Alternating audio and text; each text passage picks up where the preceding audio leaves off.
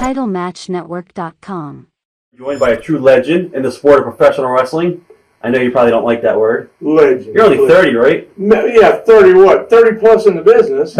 Exactly. Thank you for being here, Percy Pringle, Paul Bearer, whatever you want to be called. Call me what you want. Bill Moody, Percy Pringle, Paul Bearer, whatever. All right, let's go back to the early years of your life and talk about, were you a fan growing up of the sport of professional wrestling? My God, I think when the doctor delivered me, I was going, go, hit him, grab his arm, Yeah, I was born a fan. And my parents, I was born in Mobile, Alabama. You can tell by the accent, Southern boy, born and bred, and my fat butt would be buried in the Southern Alabama red clay. But my parents used to take me to the wrestling matches. My earliest memories of the wrestling matches were like 3 or 4 years old.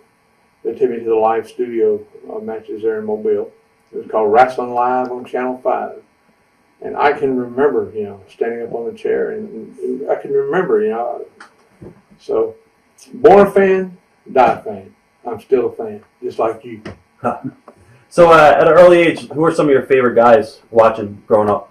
Well, back in those days, my earliest memories, there were guys like Mario Galinto, the Fields brothers.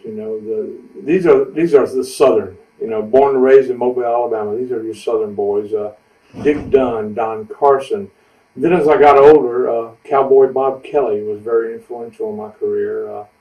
A masked man called the Wrestling Pro, Ken Lucas. A lot of names. It was just back then. It was the territories. The whole country was divided into territories, and that was so beautiful. Y'all just don't know what you miss. And I feel sorry for you that you didn't have a feel like what that was like. Because I lived in Mobile, Alabama, and I didn't know what was going on in New York, or in L.A., or the Cow Palace, or Chicago, unless you went and bought the aftermags, which I did, because I knew the day they came to the newsstand, and I was there, and I got my magazine. But the normal fan, they thought wrestling was what you saw on TV in your particular locale. And that's what you grew up watching, your own homegrown stars. And it was so much fun. You didn't care what went on behind the curtain. You didn't criticize or critique their work rate. Yeah, it was just so much fun. You suspended your disbelief. First of all, there wasn't any disbelief to begin with. You believed. And it was fun. God, it was fun. It's not like that no more, is it? So true. It's so true. It's so true. Unfortunately, it's true. At what age did you realize that you wanted to be in the business? Probably not until high school years. Freshman, sophomore in high school, and I got my driver's license, and I was a free bird. That's another story. I was a free bird, so we could go to wherever wrestling we wanted to go to.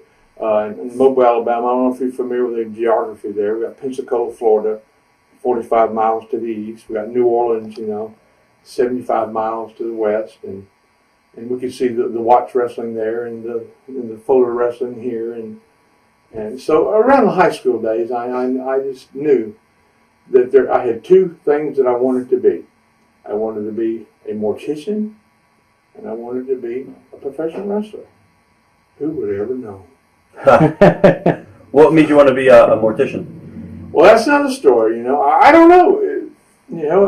A lot of people think it's sick. Who wants to mess with dead bodies? It's not that way. When I was in high school, I started working for an ambulance service with a buddy of mine, and as a course of that business, we would make trips to the funeral homes and stuff. And I got interested in the funeral homes, especially in the back part. The embalming, the restorative art. People that were disfigured in car wrecks or whatever, and it would just intrigue me, just like anything.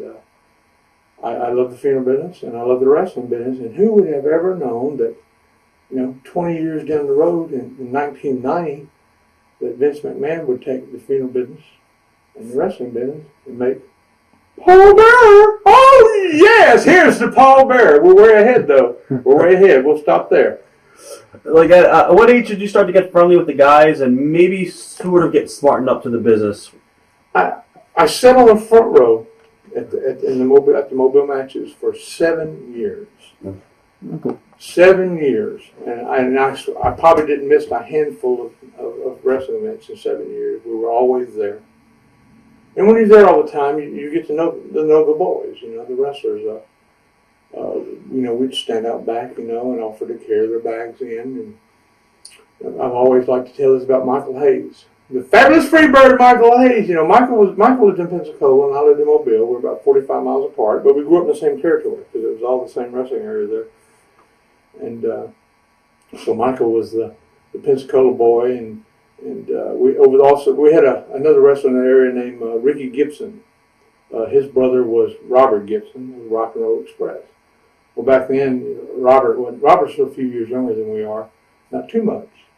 I'd say 4 or 5 years younger than us, and he'd be selling programs. But his brother was a wrestler. His brother was Ricky Gibson, so we'd all kiss his ass, because his brother was a wrestler. You know what I mean? So he could sneak us in the back door, and we'd help set up the ring, set up the chairs. The usual deal. Everybody did it, to break in those days, to get your foot in the door. But similar to Jim Cornette, my hobby was photography. So I always had a camera with me, and I would take pictures all the time. And there came a point where the office would ask me, would you give us some of your pictures for the newspaper or for our program or whatever. And then after a few years, it got to a point where we need a picture of this tonight. So-and-so is going to be wrestling so-and-so tonight, and when he does this, we need a picture of that. See if you can get us one. And then this pieces started falling together. And then I was standing ringside during a match between Gorgeous George Jr. and Bobby Shane, the late Bobby Shane. And I probably was about this far. I was right at the ring apron. There wasn't barricades in those days, so when something hot was going on, all the people would come right down. You'd be standing right around the ring. And I'm looking Gorgeous George Jr. right in the face, and he goes, and I go, holy shit! He just cut his tail! I got smart! And the fun just went out the door. Once you learn how Houdini gets out of that trunk and how you saw that lady in half, it's not as fun anymore. But then again, here we are. I'm 51 years old now, and it's been a few years. I've been up and down that roller coaster, and I'm still having fun. If I didn't like it, if I didn't enjoy it, I wouldn't be here tonight. Who actually took you under their wing and maybe give you some more lessons in the business? Well, there's a lot of people talk bad about backyard wrestling these days. But damn it to hell, we all did it. Even back then, we're talking about the 70s when I was doing it. We'd go to the matches and we'd watch the show. We couldn't wait to get home and get in the backyard and do what we saw them do. Of course, we didn't do tables, ladders, and chairs, but we'd run each other into pine trees, slam each other on the ground and stuff like that. But we would just practice what we saw, and basically kind of trained ourselves back in those days. And like I said, we hung around the matches all the time and helped. And we started getting to know the wrestlers, and they just the local guys just kind of took us under their wings. Let me show you the right way. Right. And we built our own ring. Finally, we built our own ring in the backyard, and every once in a while we had a couple guys come over and show us how to do things right. And it just happened. It was just meant to be. I mean, it was meant to be. I have I don't know what else to say. Pensacola, like that territory, how many times did they run a month? Every week? Every week. Every week?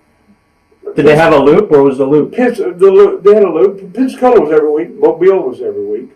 Everything was every week. Dothan, Alabama. Is that the farm show building? Yeah, it's a Houston County Farm Center there. You're pretty smart there. Houston County Farm Center in Dothan. And then Pensacola, the Pensacola Municipal Auditorium, and then the Mobile Municipal Auditorium. And there was about 4 regular towns, and they do the spot shows in between.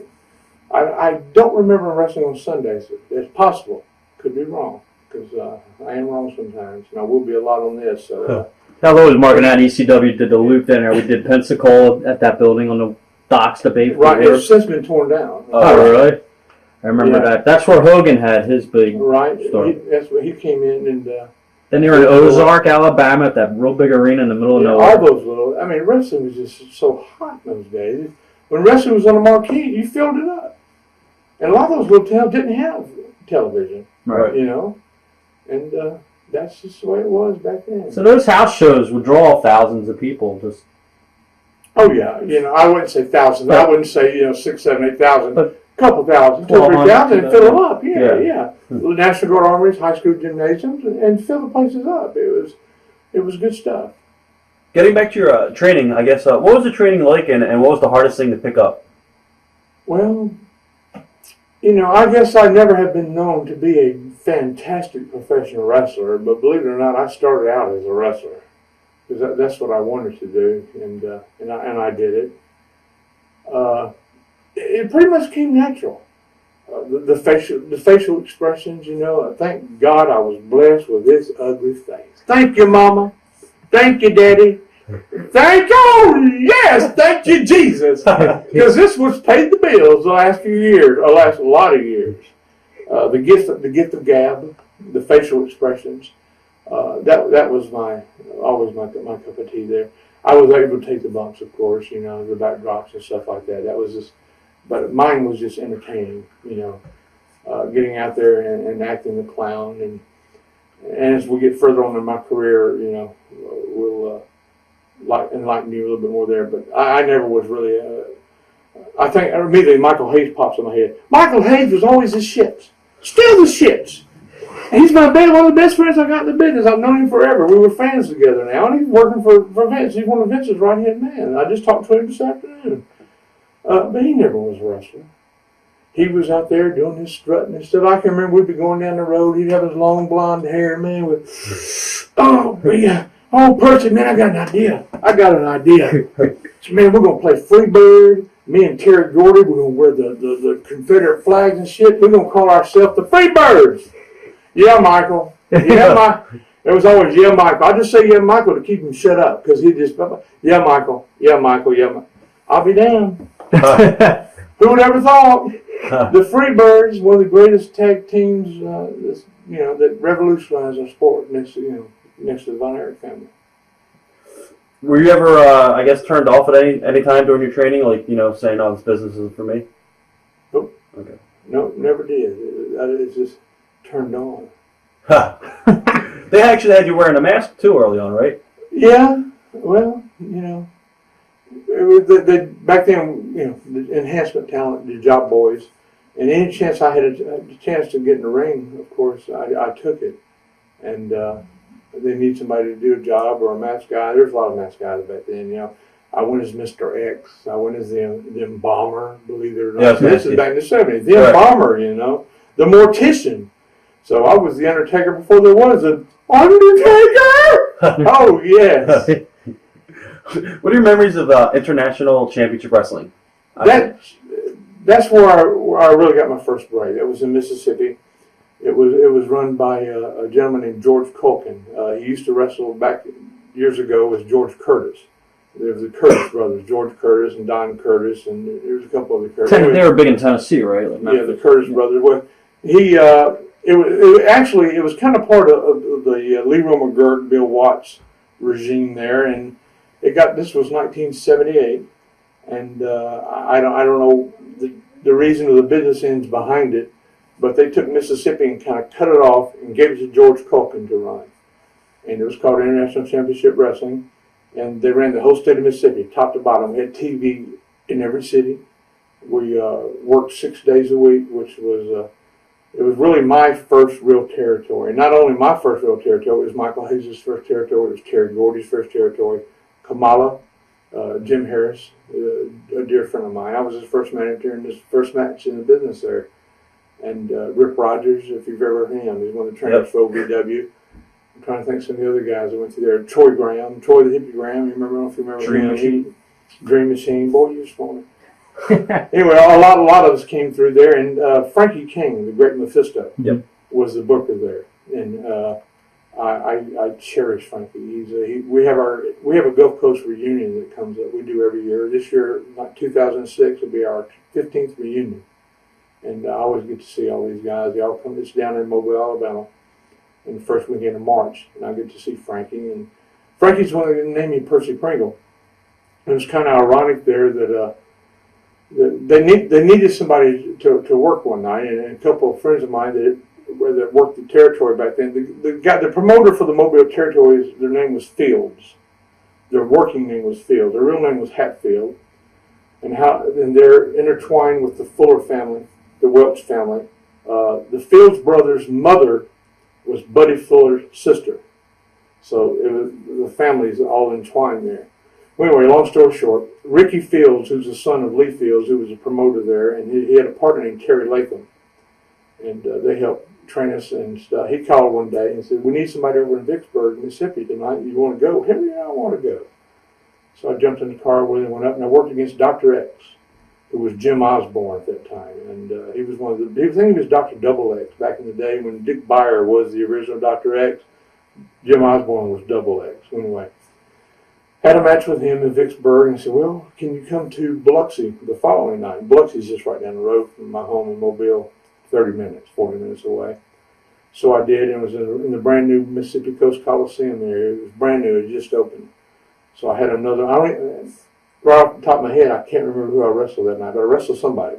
But I remember coming back to the dressing room, and Frankie Kane, Mephisto, pulled me to the side and goes, "Bill, have you ever thought about being a manager?"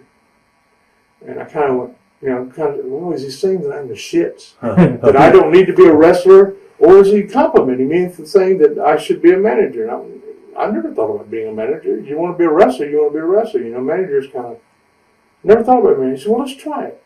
We'll call you Percy Pringle." I went, "Percy?" I didn't say nothing. I went, "Percy Pringle." So he sent me to the ring that night in the main event with two guys, two Samoan guys. Their name was Tapu and Tio. They're brothers, legit brothers. But back then they were going as the Mongolians. So I went to the ring that night with the Mongolians as Percy Pringle. And I've been Percy Pringle ever since. Except for a short little stint as some raccoon-faced embalmer. Oh, yes! I've been Percy Pringle, born a Percy, died Percy, I guess. But basically, that was my first real territory, the International Championship Wrestling there. And I have some dear memories there because my dear friend, my dear departed buddy, Terry Gordy, I think he was like 17 years old then when he started there with Michael Hayes and myself and Kamala. And we're still, unfortunately, we lost Terry. But me and Michael and Kamala as well, Jim Harris, we still are dear friends today. In fact, I had a show of my own here just a few weeks ago. Side note, and in the main event, I had Kamala. And talking about coming full circle, we came full circle that night. And it was great. It's a great business, man. I love it. But then I wouldn't be here tonight, would I? Did anyone ever take you under their wing as far as managing? I don't think so. And that part of the country, managers were slim and none. And right off the top of my head, I can remember Dr. Ken Ramey, J.C. Dykes, and those guys were much older than me, back then. I was young, and we had a guy in the Mobile area who was mostly a wrestler. His name was Billy Spears. I don't know if y'all have ever heard of him. He was doing a manager deal for a while, and he used to talk about his mama being rich and living off his mama's money and all that. And I was doing it right next door in Mississippi, so I stole a lot of his shit. I become a mama's boy too, Percy Pringle, the mama's boy and everything. And the next thing I know, we were up in Greenwood, Mississippi. We used to do our TV taping in Greenwood, Mississippi, just south of Memphis. And I used to love watching that Memphis TV. That Memphis TV was fabulous back in those days, back in the 70s. There was nothing like it, nothing comparable to it at all. But then I remember, like around 1980 or so, where I turned the TV on, I see this kid on there with a tennis racket and shit talking about his mom, and I went, "This guy's stealing my shit!" Jim Cornette! I love you. I guess, could you make a good living for managing in the territories back then? I don't know about, no. Good living, no. Did you still wrestle too at the same time, or when you switched, you stayed managing? Oh, man, they had me doing everything. I wrestled, I managed, they had me in gimmick matches all the time. I remember some horrific boxing matches they used to have me in against Sugar Bear Harris, eventual Kamala. And he was just starting in the business, and hell, we all were, but my God, he liked to kill me. I don't know how I survived those days, and that big guy would hit me with oh, Lord, have mercy. But we basically kind of done it all, and that's where I learned, and it's really kept me surviving all these years in this business, because Frankie King taught me, he goes, "Percy, you're a manager, but find me something else to do in the business, whether it's working in the office or, anything. Find something. You need to find something else to do besides managing, in which I did, and that's what I've always done since I've been in the business. During my years with the Von Erichs in Texas, I worked in the office. I had an office in the sportatorium, and I handled all the novelties there and the program. I wrote the program, and I hired the people that sold the stuff on the road, and then designed the T-shirts and ordered them, and ran my own shows too. So I was always involved doing something. Even when I moved on into WWF, WWE, I always was doing something backstage on the side. So it's always been more than just walking to the ring and walking back. Although it's always been my favorite thing to do. There's nothing like the spotlight. Early on, how did you develop your promos? Man, it was like turning on a light switch. It was just a gift. I never had to work at it. And it's a shame because I see guys just busting their ass trying to learn how to do a good promo. It was meant to be. I was born with it. I was born with the gift of gab, like I said earlier, and I never had to work at it. And it was just really easy for me. And later in the later years with Vince, I never had a promo scripted. It was always just like, and I wouldn't even think about it. In fact, I would intentionally not think about what I was going to say. I would just say, just give me the subject, and I'll talk about it. Throw a subject in there, and I'll talk about it. Just like Jimmy Cornette, So we were just blessed. We really were. When you were starting out, how hard were some of the veterans with you, like teaching you the ways? Was there anybody who was really tough on you? I've seen a lot of guys that go through a lot of hell. But you're going to hear me use the word blessed a lot because I use that word a lot. And I've been blessed, and I'm still blessed. I never really had any big ribs pulled on me, real serious ribs pulled on me, although I have some rib stories. Most of these I was involved in. But as far as being, mistreated or making it hard for me, it was pretty easy. I just loved the business so much, a passion I can't compare it to anything other than to my marriage to my wife. And my wife and I have been married now for 27 years. And we got married when I was in the business. And to be married for 27 years in the wrestling business, there's not a lot of us. There's a handful probably. So I've been, once again, I've been very blessed. And it was really easy for me because I just love the business. I still love the business. I still have the passion in my heart that I had from day one. Although, it's different. It's not the same business. But I try to overlook some things, and I still love professional wrestling, and I always will. Do you think, like you were saying before, Frankie Kane saying to learn something else in the business, do you think that that's one of the reasons you stayed so long in WWE, that Vince recognized that? Probably, because when it came a point where they wanted us to pull me an Undertaker part, because we was getting old after 5-6 years, they had me doing stuff backstage. I fucking hated it. That's not me. I like being out in the spotlight. They had me backstage working in the gorilla position. I don't know if you're familiar with that. It's kind of a stage director type of position. The pressure there is just tremendous. That has to be one of the most horrible jobs I've ever had since I've been in the business. You got your headphones on, and you're kind of the mediator between the production truck and Vince and the ring, and everything goes through you, and it's just the pressure is just. I started hating the business, and they had me as a talent scout for a while. At one time, they had this is about, I'm guessing 2003, maybe 2002. Might be off on my years. We had 5 farm teams, farm clubs at the time. We had Rick Bassman with UPW out in LA. Right. We had, of course, Jim Cornette and Danny Davis with OVW, which they're still there, and in Louisville. Les Thatcher had the Heartland in Cincinnati at the time. And we had Memphis. We had Memphis Golden. Terry Golden was running Memphis Wrestling. And then Savio Vega was doing a little thing down in Puerto Rico. So we had 5 farm teams at that time. So my job was just traveling from LA to Memphis to Cincinnati to Louisville to Puerto Rico. And I really didn't have a boss. I made my own schedule. All I had to do was just go from territory to territory and be a fucking stooge. So-and-so ain't doing this. So-and-so ain't doing that. He's the shit. I hate it. So I'm not a stooge. I've never been a stooge, and I'm not going to be one today. But I did it. It was during that time that my wife came down with breast cancer, and I needed a job desperately, so I did it. I didn't like it. So then they realized I didn't like it. They brought me back on the road again as an agent, and I just never could fit into that backstage scene. I hated it so much, is that I decided, when my contract came up for renewal, that I needed to step away for a while. And for 1 year, I stepped away for a year.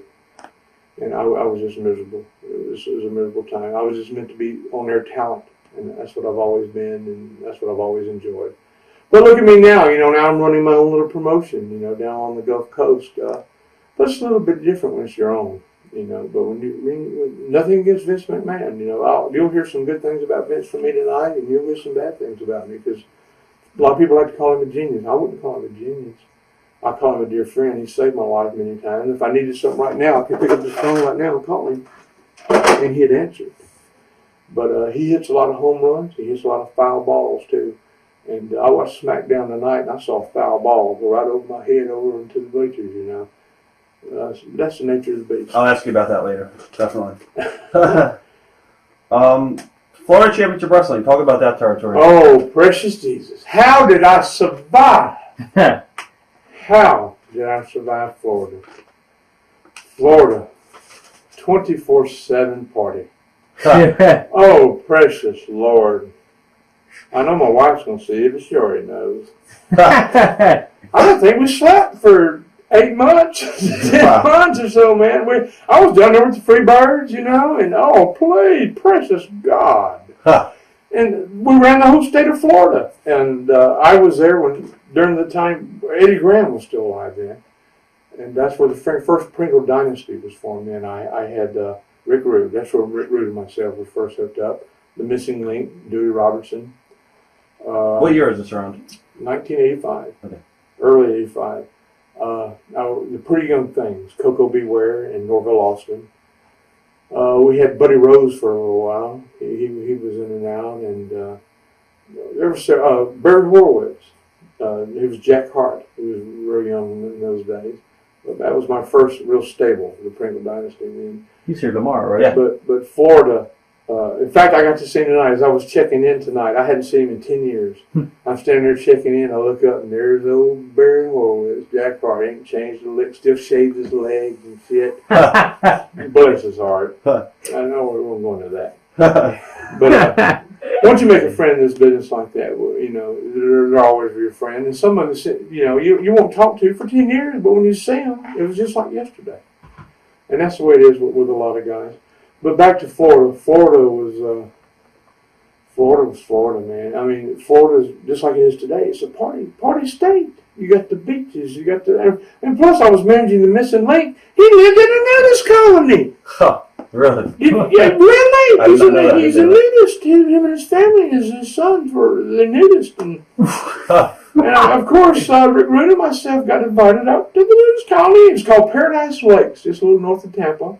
And I think they were really wanting to see if Rick Rude was going to be just as ravishing as he pretended to be on TV.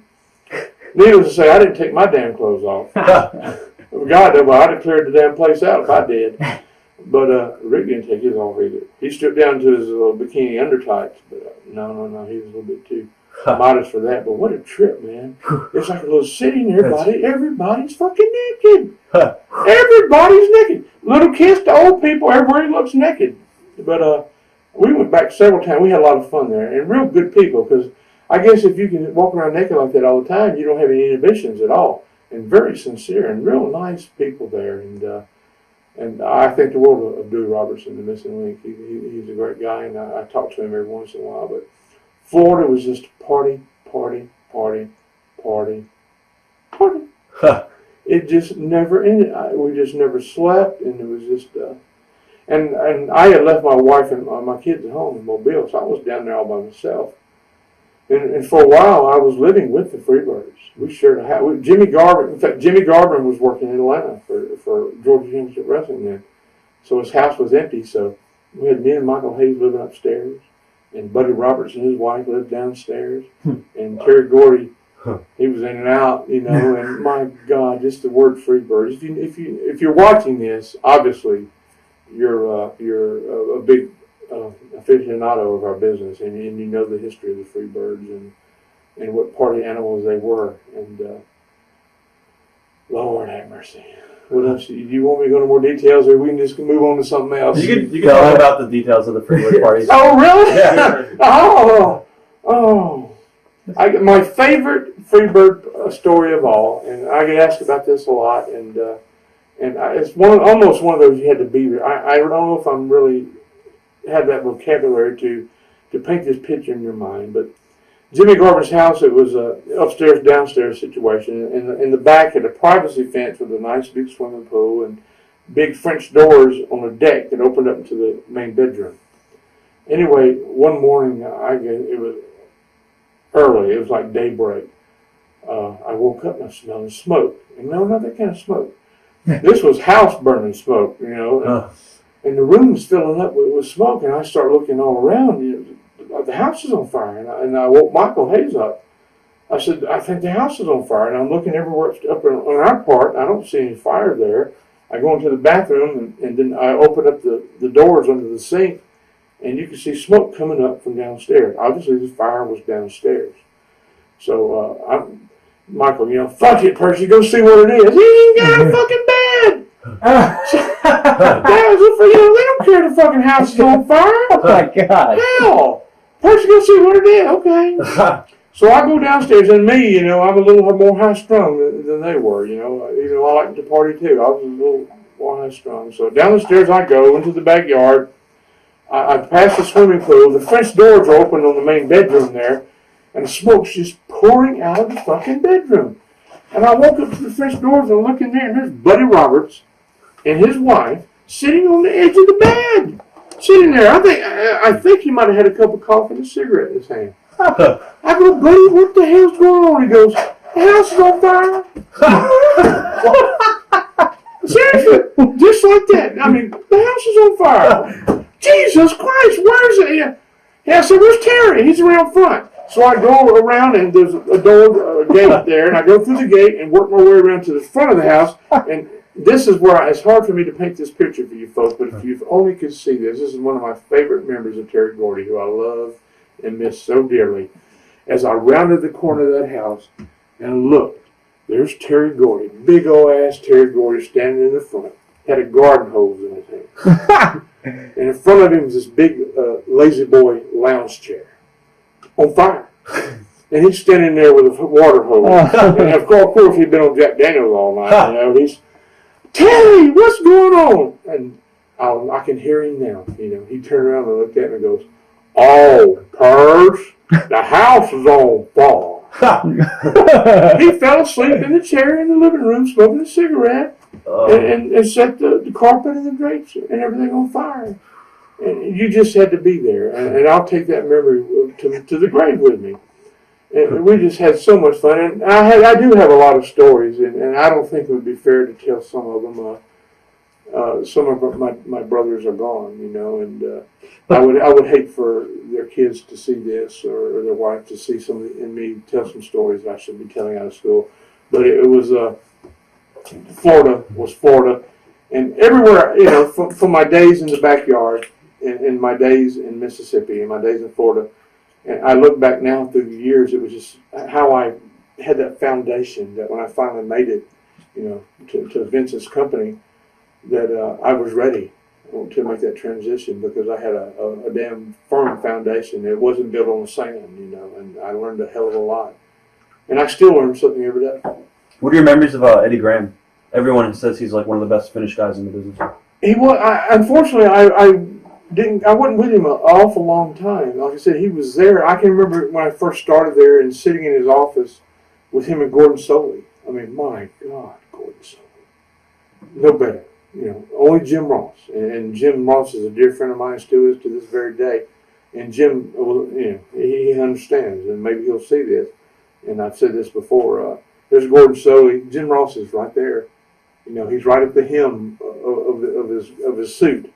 But Jim Ross says no Gordon Sully. I thought Gordon Sully was absolutely, because he's called the dean of wrestling announcers, and he absolutely was. And he was fantastic. But to sit there at that point in my career, and Dusty Rhodes was in and out, my God, I'm just freaking out. I'm a mark inside, but here I am working for this company with Gordon Sully and Eddie Graham and Dusty Rhodes. And gee, I was going, oh, it's the stars, And I was just like a sponge. I just listened. I loved listening to the stories. And unfortunately, we had a show on Super Bowl Sunday. I guess it would have been Super Bowl Sunday '85. And the show was on Sunday. And when Super Bowl Sunday, we would have the show in the afternoon on a Sunday, because the Super Bowl would be later in the evening. And the show was in Orlando, Florida. So me and the Freebirds, and I don't remember who was with us. We had done the show. In fact, it was at the Eddie Graham Sports Center in Orlando. And when it was over, we drove back to Tampa. We pulled in the driveway at Jimmy Garvin's old house where we lived at. And I remember Buddy's wife running out to the car crying, saying that Eddie had just killed himself. So we were there when Eddie died.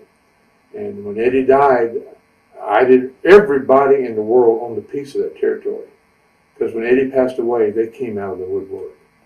And I swear, I don't know for a fact, but there had to be 20 plus guys that owned a piece of that territory. 5% here, Right. 8% there. Everybody had a little piece. Hiro Matsuda, Duke Kimuka, Dusty Rhodes, the Briscoes. Everybody seemed to have a piece. Buddy Fuller.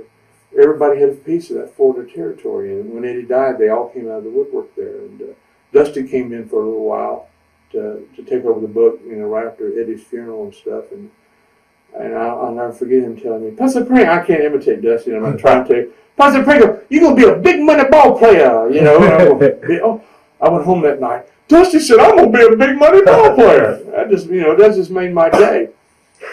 But then Wahoo came in, and Wahoo stayed for a long time. And I learned Wahoo saved my ass many, many times. Vern Gagne and Greg and them were trying to get me to come to the AWA during that time. They called a number of times, want me to come up there, but Wahoo always blocked it. And thank God he did, because I always thought it'd be great. Oh man, I get to go to the AWA for a while, because I wanted to work everywhere, but I never got to go because Wahoo never wanted me to leave. But then the call came from Ken Mantell, who was booking World Class at that time for Fritz, and that's when World Class was really, really hot. And that's where Rick Rude and I made our transition into the Texas scene. Before you went to Texas, Luger was in the territory in Florida. Excuse me, sorry. Did you think you would ever make it, or did you see the writing on the wall back then? He was just as horrible then as he Right. is now. Just as hard. He's a good guy. I've never had any heat with him or anything, but he just never. Some folks have it, some don't. And the only person I can think of off the top of my head is Jim Hillwig, the Ultimate Warrior. Same thing with Jim. Right. I was Jim Hillwig's manager in Texas for World Class when he was the Dingo Warrior. I'm going to ask you all about that coming up. That's horrible. But Luger, I wouldn't live with Luger very long because it was shortly after I started managing him. That's when Rick and I moved on to Texas. All right. But what about Kevin Sullivan? He was there in the territory too when you were there. A little bit. He was kind of on his way out about that time. We didn't get to spend a lot of Kevin with him, but since then we've become dear friends. And I got to work a show with him here just a few months ago, and Luna Vachon was on the card, and Kevin, and we had a blast. A real good time. What were your initial memories of Fritz von Erich when you first got into the territory, and who approached you about coming in? Ken Mantell. The Freebirds were in Florida with us. They moved on. They had been in and out of Texas a couple of times. They went back to Texas, and of course, with the ties that Michael Hayes and the Freebirds and I have, they carried our name on over there. And Ken Mantell, I had met Ken Mantell years ago before I'd gotten to the business. He came into Mobile for the Gulf Coast Wrestling territory there as a booker for a while, and that's when he was going back and forth with Danny Hodge with the junior heavyweight championship back in those days. And I had met Ken a couple of times, and he made the call, invited us up there, and we couldn't turn it down, and we went. That was a long 6 years. What are some of your memories of World Class and managing Rick Rude? I got a list of names from the territory I'm going to ask you about. Oh. Let's start off with Rick Rude. Rick. Wow. First of all, I can't believe he's dead. We were so close. Starting, I remember the first time that we worked together in Florida, and we shared an apartment. After we moved to Dallas, my wife and my son, I didn't want to move him out there yet because I didn't want to, he was in school. I didn't want to pull him out of school and move, so I waited until school was over. So Rick and I shared an apartment in Dallas for several months, and we were always everywhere together. He was just a great guy, and all the guys from Minnesota are all alike.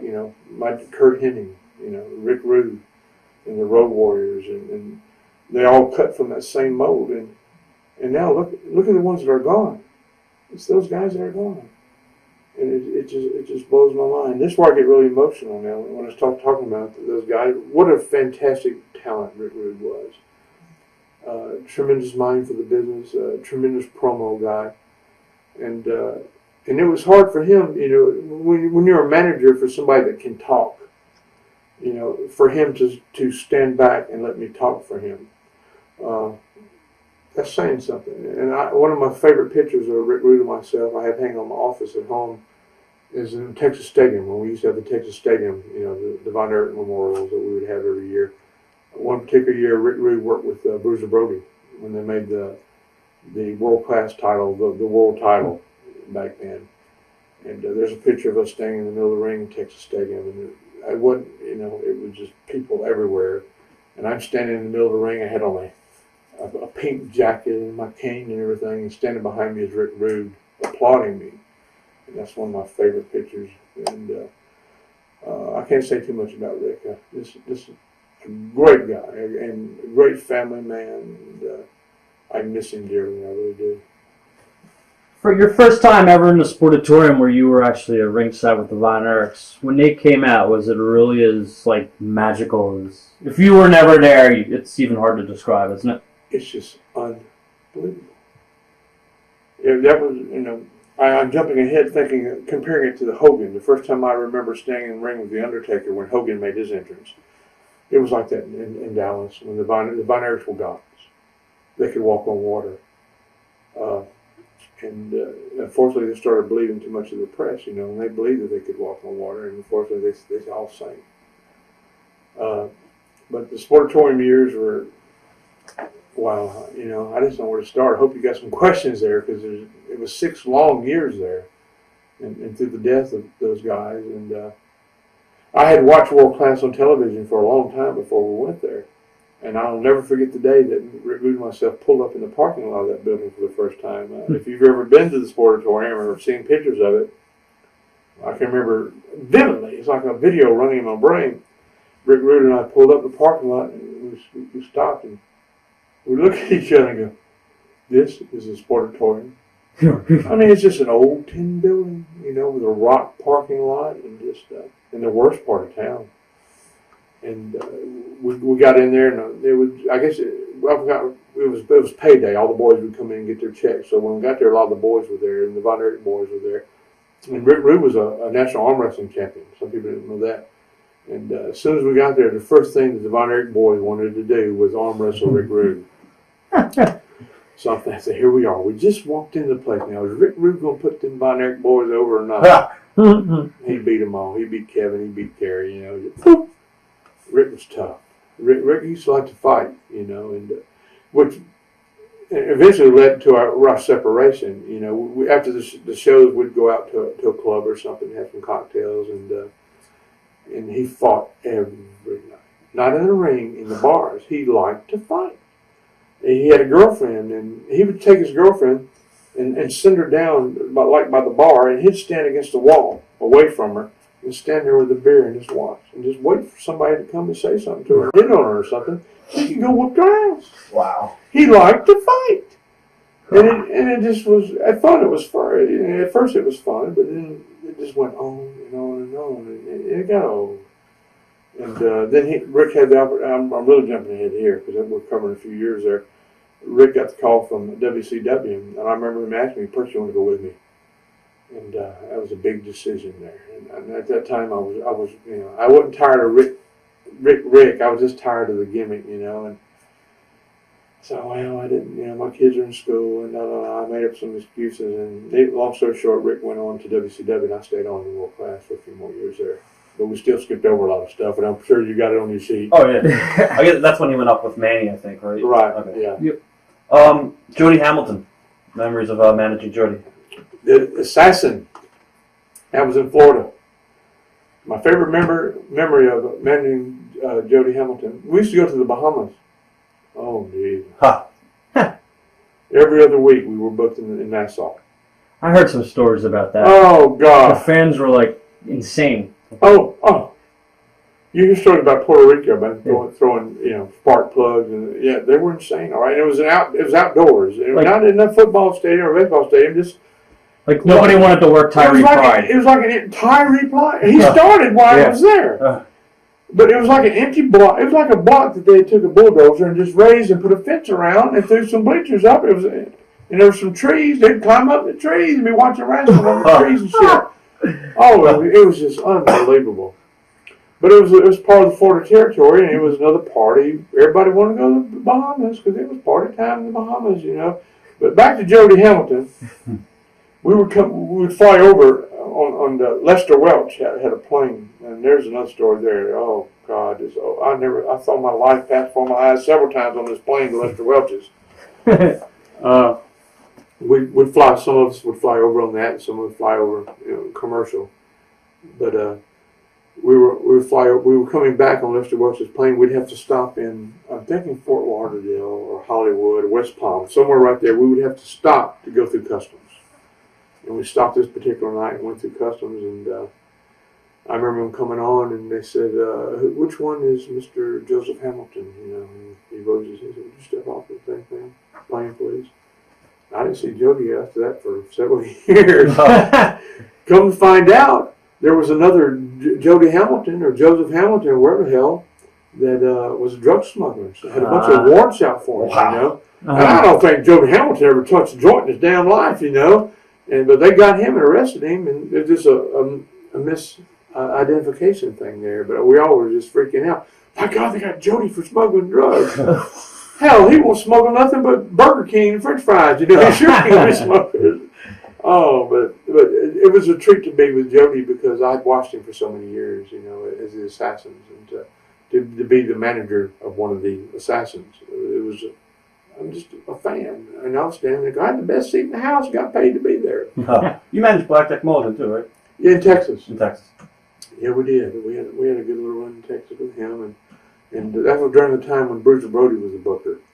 Because I remember we done an angle one time where Mulligan broke Brody's arm, and that was fun too. I was with a lot of guys. I think I tried to count one time, made a little list up, and it was over 40 guys I've been with through the years. Matt One time or another, Matt Bourne. Is he still alive? Yes, he is. We talk about the guys that have passed away, and I'm not making light of this at all, believe you me, because they all have a very special place in my heart. And you think about the guys that are gone, why are they gone? Why did the Lord take them? And sometimes you think about the ones that are still here that should be gone. Matt Bourne's one of them. How in the hell did he survive? I don't know, because Buzz Sawyer is gone. I was going to ask you about him And Matt Bourne and Buzz Sawyer was probably the best tag team that I ever managed as far as technical wrestling, because they both were fantastic wrestlers. Not just professional wrestlers, wrestlers.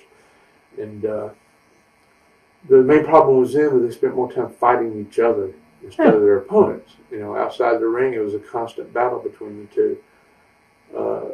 I used to ride with them, and oh Lord, I just pray, please get me home tonight. Because I had my doubts that I ever was going to make it. They'd pull over the side of the road and go fighting, But Buzz had a lot of problems with some of the boys, didn't he? Like, who was... yeah. We just had one interview, somebody was saying, like, he had, like... Buzz had a problem with Undertaker back in when Mark first broke in. Right.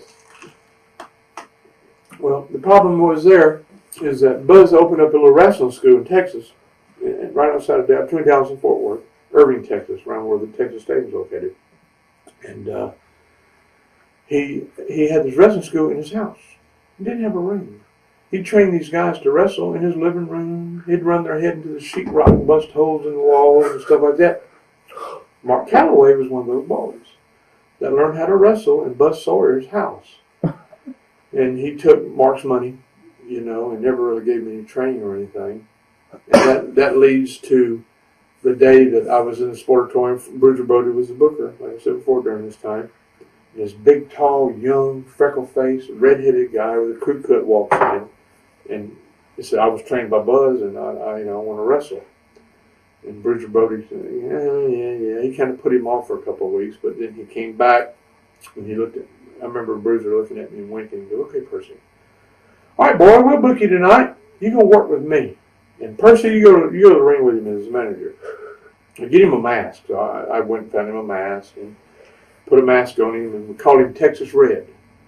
So I went to the ring with Texas Red, and Frank Goodish beat this boy all over that sportatorium.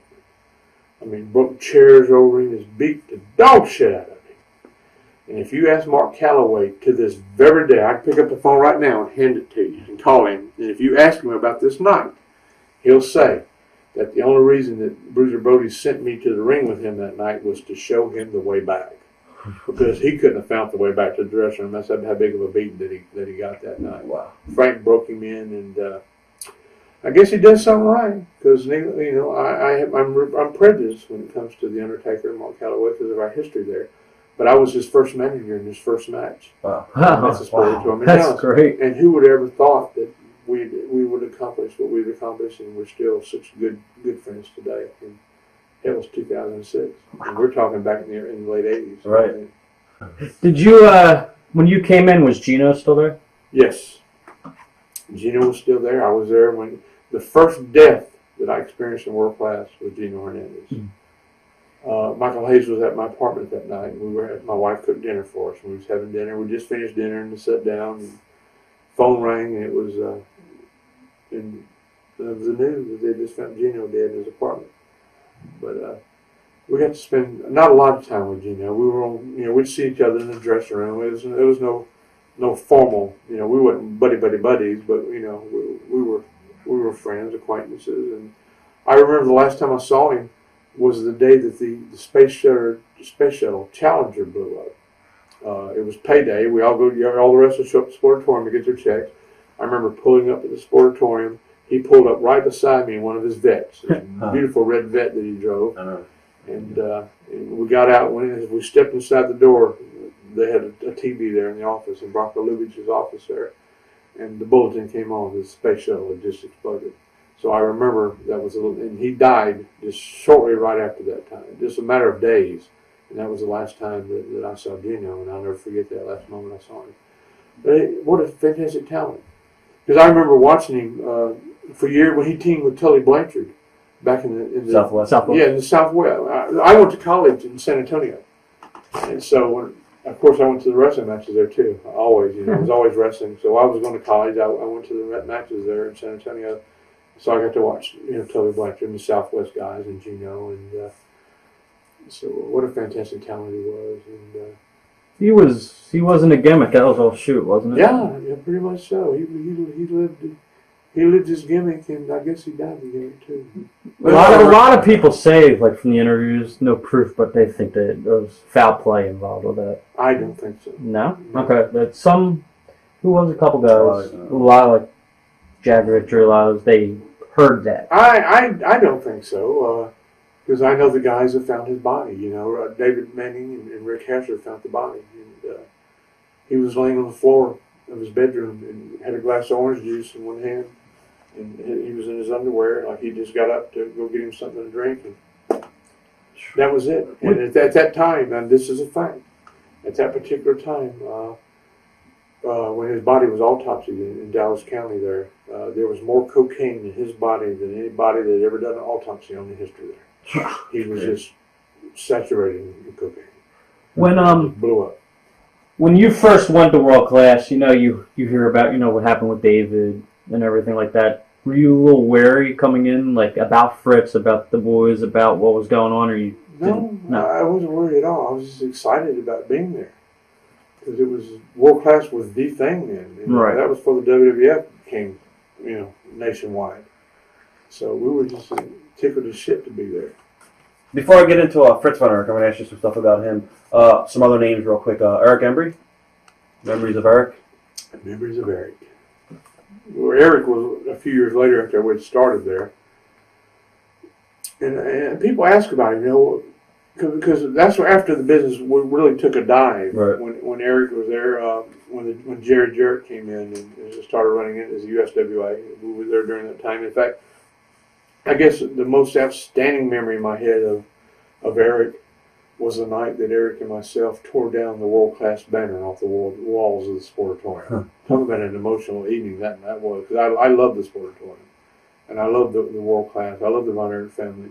And we've done this angle where, the loser, tears the banner down, the USWA started up. And I have a picture, also have a picture of me and Eric, I think it's on my website, of me and Eric ripping the world class banner down from the walls of the Sportatorium. But Eric, he was, God, it's hard to explain. He was more of the old school type of, the old school look. Wrestling boots and the singlet or just the tights and the big belly. Like the old school. That's all the wrestlers used to look like that when I was growing up. Mm-hmm. You didn't have the fireworks and the lions and tigers and bears on mine. It just wasn't like that then. Everybody was just wrestlers. Boots, tights, big belly, and they got in there and wrestled. And with Eric, I think it was just more of a timing, the right place, right time. A lot of the working men identified with him as like being one of them, or the working man type of wrestler. And business came up under Eric during that time.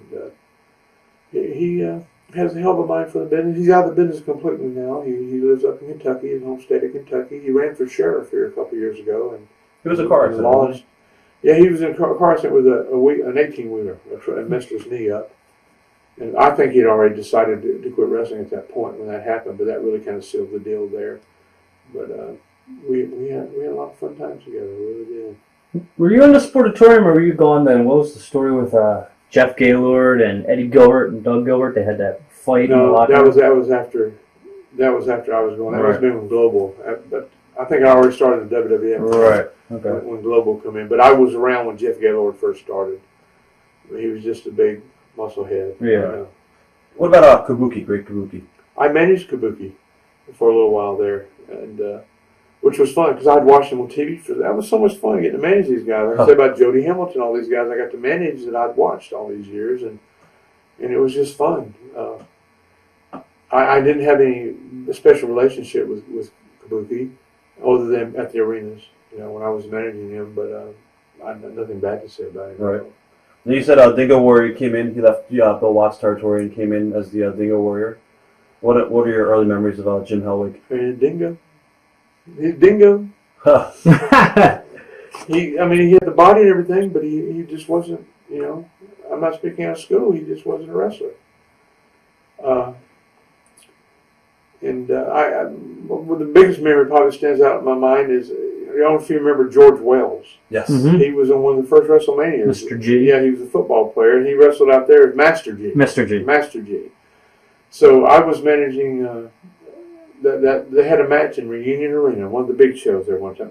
Imagine it's a chain match between the Dingo Warrior and George Wells. Probably one of the most embarrassing moments. I wanted to climb under the ring and hide. It was just horrible. But I never had any trouble with Jim. And when we started talking about my WWF years, we had a long money-making run with the Warrior, with the Undertaker. And a lot of people had trouble with it. I never had any trouble with it. I guess I was blessed there, too. Switch tapes. Cool. Make a drink!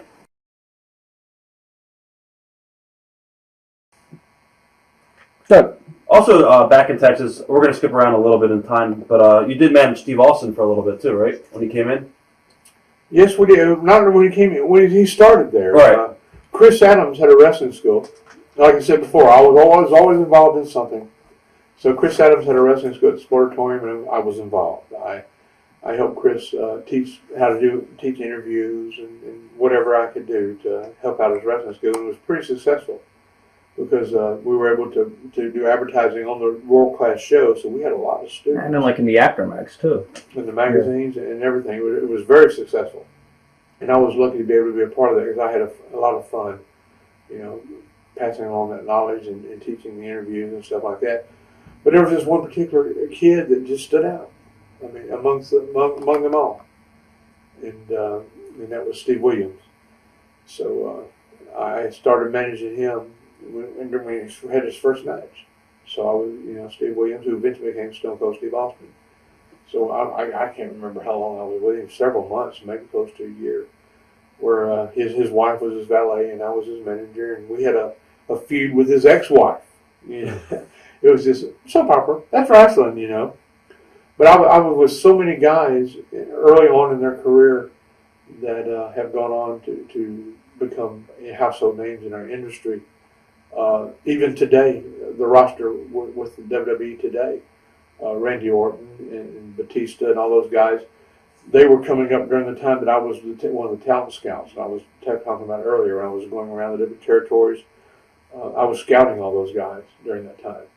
And at home, I still have all the tapes, when they were first breaking in, all the reports that I wrote about all those guys. I don't know if I've ever do anything with any of them.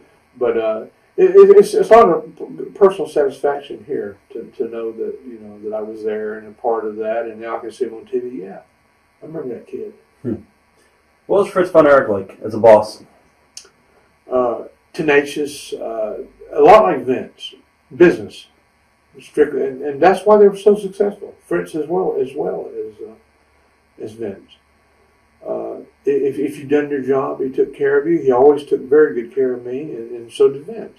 But I'm proud to say that I always done my job. I've always had the pride and the passion and the love for our industry that I always tried to do the right thing. I didn't always do the right thing. Of course, we all fall here and there, but here I go again. We were very blessed. But what sealed the deal probably with me and Fritz was little Chris von Erich. Chris probably wanted to be a wrestler as much as his brother Mike didn't want to be a wrestler. And Chris was just so small. And he had a lot of health problems. He had asthma. He had breathing problems. And he was just small and everything. So one day I had just talking to Fritz, just sitting around BSing with him one afternoon. And me being a manager, I said, Fritz, I can do anything, being a manager, a heel manager. I said, why don't I come up with something with Chris? He wants to work so bad. Let's come up with a little angle involving Chris. And I can remember him sitting there, yeah, Percy, if you can help him out, and I'll always remember you for that, So I'd get with Chris von Erich down the sports forum. We'd come up with a little match. And I wrestled Chris von Erich all over the state of Texas, probably for about a year. Bless his heart, he loved it. He had such a passion. His brothers treated him like shit. You know how brothers are. If you got a brother, you know how brothers treat brothers. But the big brother, little brother stuff. His big brothers was Kerry Von Erich, and Kevin and David and Mike, and so he was the baby of the family, and they really treated him pretty bad there.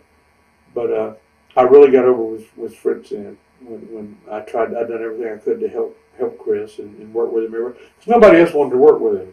None of the wrestlers wanted to work with him because he was just so small. Was he 5'5", 5'6", maybe? Yeah, he was, and it was just a good thing. And I love Fritz. What a tough motherfucker he was. Not just a Christian man. Very devout Christian, for shoot. I mean, no play Christian there. He was just so rough and gruff and just told it like it is, and I loved him to death. It was hard to believe that not only are all of his kids gone except for Kevin, he's gone too, and brain cancer got him. He was so. You might have heard these stories. He was so tough at the end, that. They were giving him morphine they knew he was dying. There was nothing else they could do for his cancer, and he would turn down the morphine. I don't need any morphine. I'm Fritz von Erich. Wow. God rest his soul. Was he approachable as a boss, or did he? Oh yeah. Okay. Oh, definitely, absolutely. We had some kiss asses around there. There is in every wrestling territory. And I'll carry you briefly, but. the guys like Vince and Fritz, they knew who the ass kissers are. Oh, can I carry your briefcase? Can I get you a cup of coffee and all that shit? Who was that in World Class? Rick Hazard. Yeah. He's one of the referees, and I had some other names. Ralph Pulley, did he die of AIDS or something? Well, that's really hit home there, because Ralph Pulley is probably one of the best friends I've ever had in the business. We were very, very, very close. I could sit here and talk about Ralph for a long time. He was an announcer, right? Yeah, the deal with Ralph was his dad was and still is the Von Erichs attorney. His dad was and still is a very successful attorney in Dallas, and he's still Kevin's attorney. So that's where Ralph's end was. Ralph was very talented. He was a singer. He was a writer and a broadcaster, and he pretty much was a jack of all trades there. A referee and all that. And rumors go around about the AIDS stuff. That's neither here nor there. But Ralph was a very, very dear friend of mine that I'll just never forget. We were just brothers. My two sons called him Uncle Ralph. And I remember the day we moved away from when I joined the WWF and we moved away from Dallas, and how hard it was to leave all my friends there. And Ralph was one of the hardest ones to leave. And then about a year later he passed away. But Ralph Pulley is. I just wish y'all knew him. You missed a good guy. How was Mark Lawrence? Yeah, I got to talk to Mark just, I guess 3 or 4 months ago for the first time since I left World Class. He went to the seminary. He's a Methodist minister. Oh, wow. He has a church in the Dallas-Fort Worth area. And it was just a treat talking to him because that voice that he has, that very recognizable voice. And I just like you guys, and especially the ones that watch these shoot interviews here, we're all on the same page. I see where you try to compare Bill Mercer to Jim Ross or Mark Lawrence to somebody. You can't compare the announcers from 20 years ago to the announcers. There's no comparison there. Almost like you can't compare the workers. They were just perfect for their time and their place. Definitely. And they wouldn't be perfect today. But that time, that place, that setting, the world class, they weren't the best, but then they were. They were. Did World Class change at all when Fritz broke off from the NWA? Yeah, they made Rick Rude the first champion there, and everybody just kind of, for me it was great. Oh wow, I get to manage the world champion now, so I didn't think too much of it. Did Rude change at all when he was the champion? No, he didn't change. I didn't notice any tremendous changes there.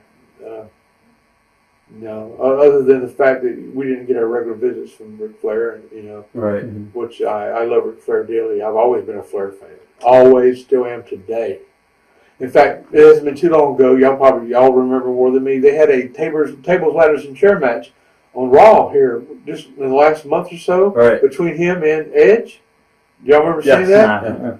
And believe me, I don't go out of my way to watch that product anymore. There used to be that I would never miss a WWF show, a WWE show.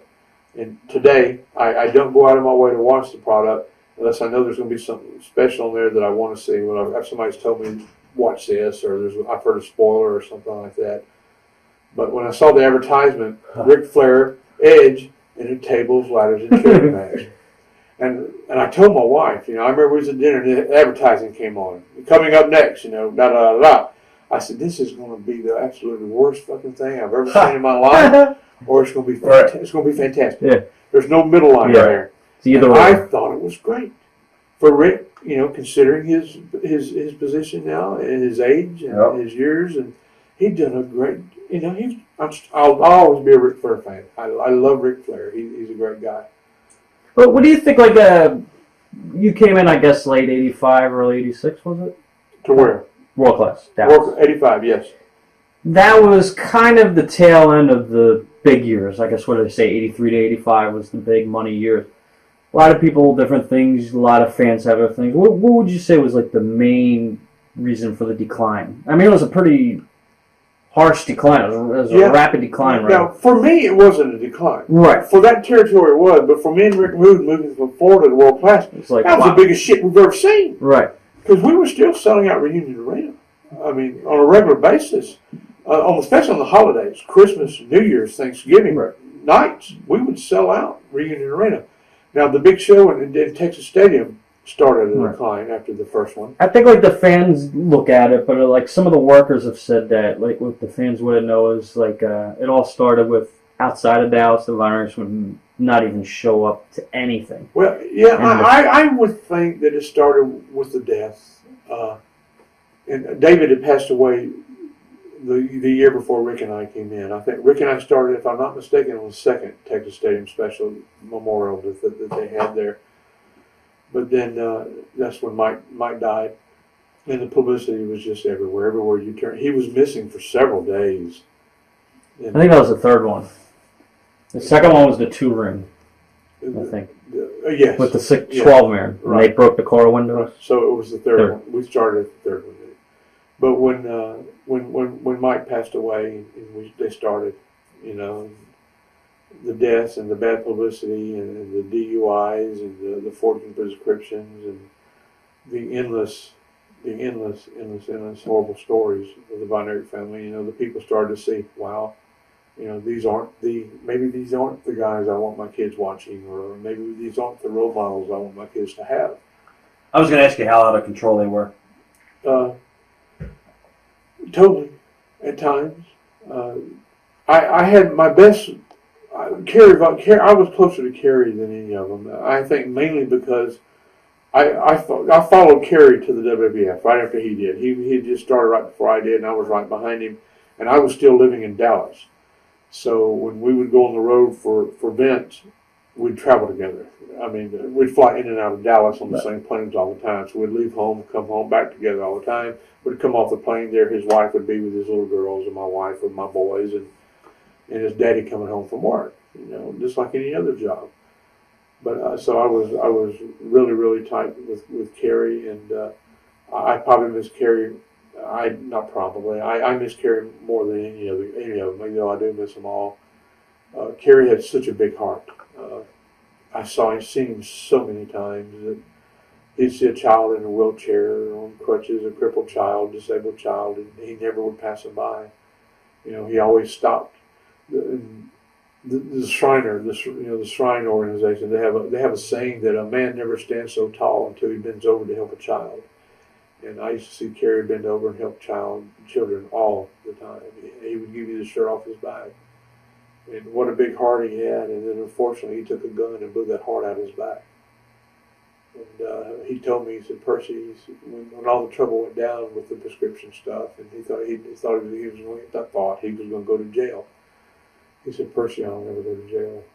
I didn't think that then, how you're going to keep from doing it. But we all know how he kept from going to jail. He didn't go to jail. And as a matter of fact, today, today's Friday, the 18th, tomorrow, Saturday, the 18th of February, Kerry Von Erich died. Wow. In 1993. So what's that, 13 years ago tomorrow? Here in about 15 minutes, Kerry will be dead 13 years. And I'll never forget where I was when I heard he was dead. Indianapolis, Indiana. We were all in the dressing room. And on a WWF show, Jeff Jarrett comes in and goes, man, Daddy just called. Kerry's dead. But here we go again.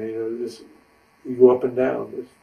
These are the guys that I work with, the fan here. I hate to get off of the smart mark thing and stuff like that because the business has changed so much.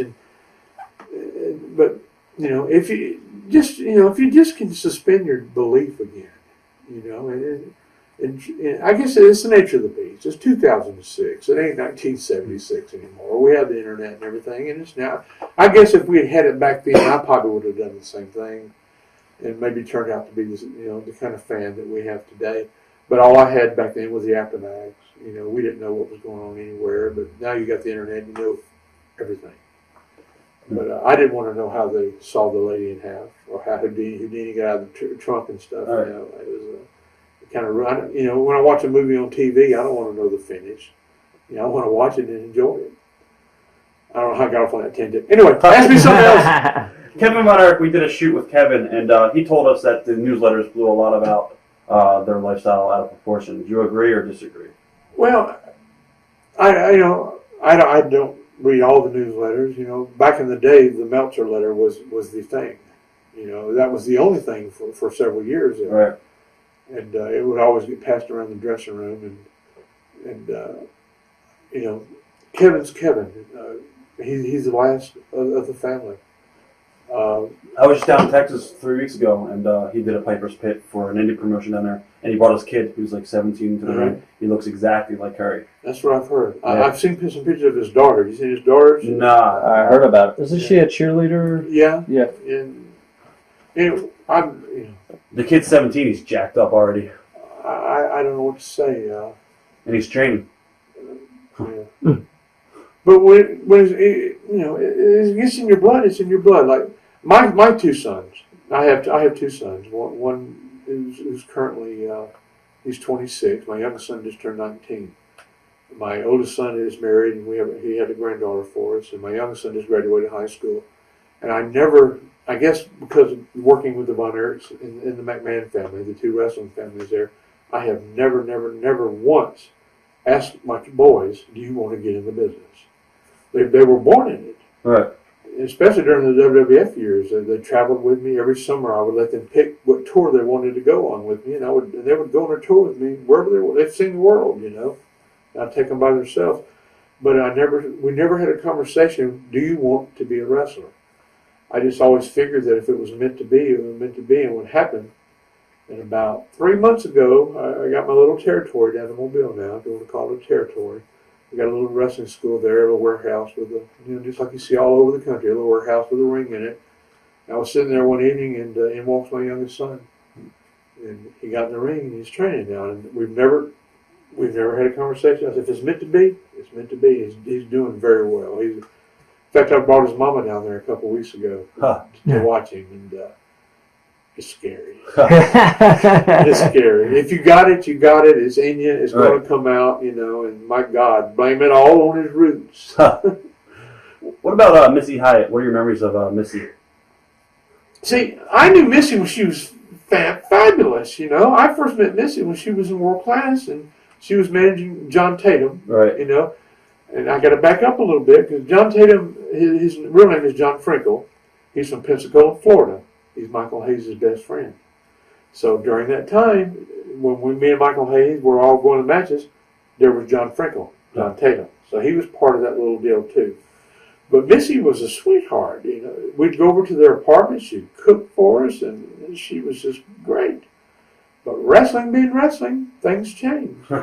And nothing personal against Missy at all. I love her to death. I don't get to see her as much as I used to. But I was done one of those wrestling reunions here a few months ago, and it was doing a question and answer session. So people come into the back of the room, and I see them, and I didn't recognize her. And she's changed physically, you know, and but she was a sweetheart back in the day. Don't ask me about Tammy Sitch. What are your thoughts on Tammy? Oh God, did you have that on your paper? No, we'll ask that later on. Okay, save that. Okay. Because no problem. Bless her heart. What about Abby, Abdul the Butcher? Thoughts of I got to manage Abby a few times in Florida. Wahoo had done a thing where they'd done this bounty hunter deal, where there'd be a bounty hunter coming in every week. Ric Flair would send a bounty hunter in to get Wahoo.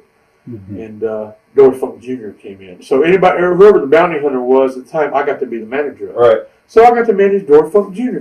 Oh my God, here I am walking to the ring with Dory Funk Jr. The first World Championship match I ever saw, you know, in my life as a fan at all was Dory Funk Jr. when he had the belt. You know, whatever years that was, I guess around 68, 70, 71, somewhere around there. And I was in high school. So I got to manage Dory Funk Jr. and Abby was one that they sent in. And I got to manage Abdul the Butcher. And, my God, I'm just marking out this. Yeah, fun. It was a treat to manage all those guys. I guess Gary Hart was also in the territory at the time in World Class. Yes. How was Gary Hart to work with? Gary, we had good times and bad times. Right now, I mean, looking back, I think of him as a dear friend, but I can remember where we had some rough times, and Was it because there's rivalries and stuff for the spot? Yeah, and now I can understand why. Gary was the booker for a while too. After Brody, or Well, during the same time, they were kind of co-bookers there. It was Gary and Brody and like a little Buck committee. Robley. I don't know if you remember yeah. Buck Robley. Yeah, it was kind of a booking committee. Then when Frank left, Gary Hart was the booker. And thinking back, Gary was a manager and I was a manager too. So if you're the booker, who you gonna put over, yourself or Percy Pringle? Right. So I can understand all that now, and I can appreciate that. And I think we have a better friendship for that, because I recently got to see him at the Cauliflower Alley Club last year, and we just had a fabulous time sitting back talking about all the old days. But I can remember there was a little tension there, when he would have stuff done to me, right? Well, he'd have me painted yellow. And then I found out that all the boys pissed in the paint, So I got painted yellow, was piss yellow, and real yellow paint. Huh. Thank you, Matt Bourne, for that one. Huh. And you hang me from the roof of the sportatorium, and all the little deals. And they said, well, Percy do anything. Yeah, Percy would do anything. I did. Huh. But Gary, I don't have anything bad to say about Gary. I really don't. Now, the tail end of World Class, before they went out of business, we talked about Jarrett's coming in and stuff like that. What are your memories of when Jarrett came in with Lawler and all those guys? Well, I had a history with Jarrett and Lawler long before that. When I first broke into the business in the early 70s, I had my first wrestling match in 1974. And we would drive from Mobile to Memphis, which was like an 8-hour drive, to do Memphis TV. Just to be a jobber, under a hood, right. Wherever they needed, we'd make the drive, and I think we got paid $15. Of course, we'd have to stay over, and pay for gas and shit. Huh. But it didn't matter. We were wrestlers. We were stars, So, and like I said earlier, I always loved the Memphis TV. So I always followed that territory and everything, and I knew of the Jarretts. But it was really sad at the time, because I had been in World Class for so long, and we were at the end. It was kind of life support at that time. And Jarrett and Lawler come in, and the way they operated then, they were running Tennessee still full time.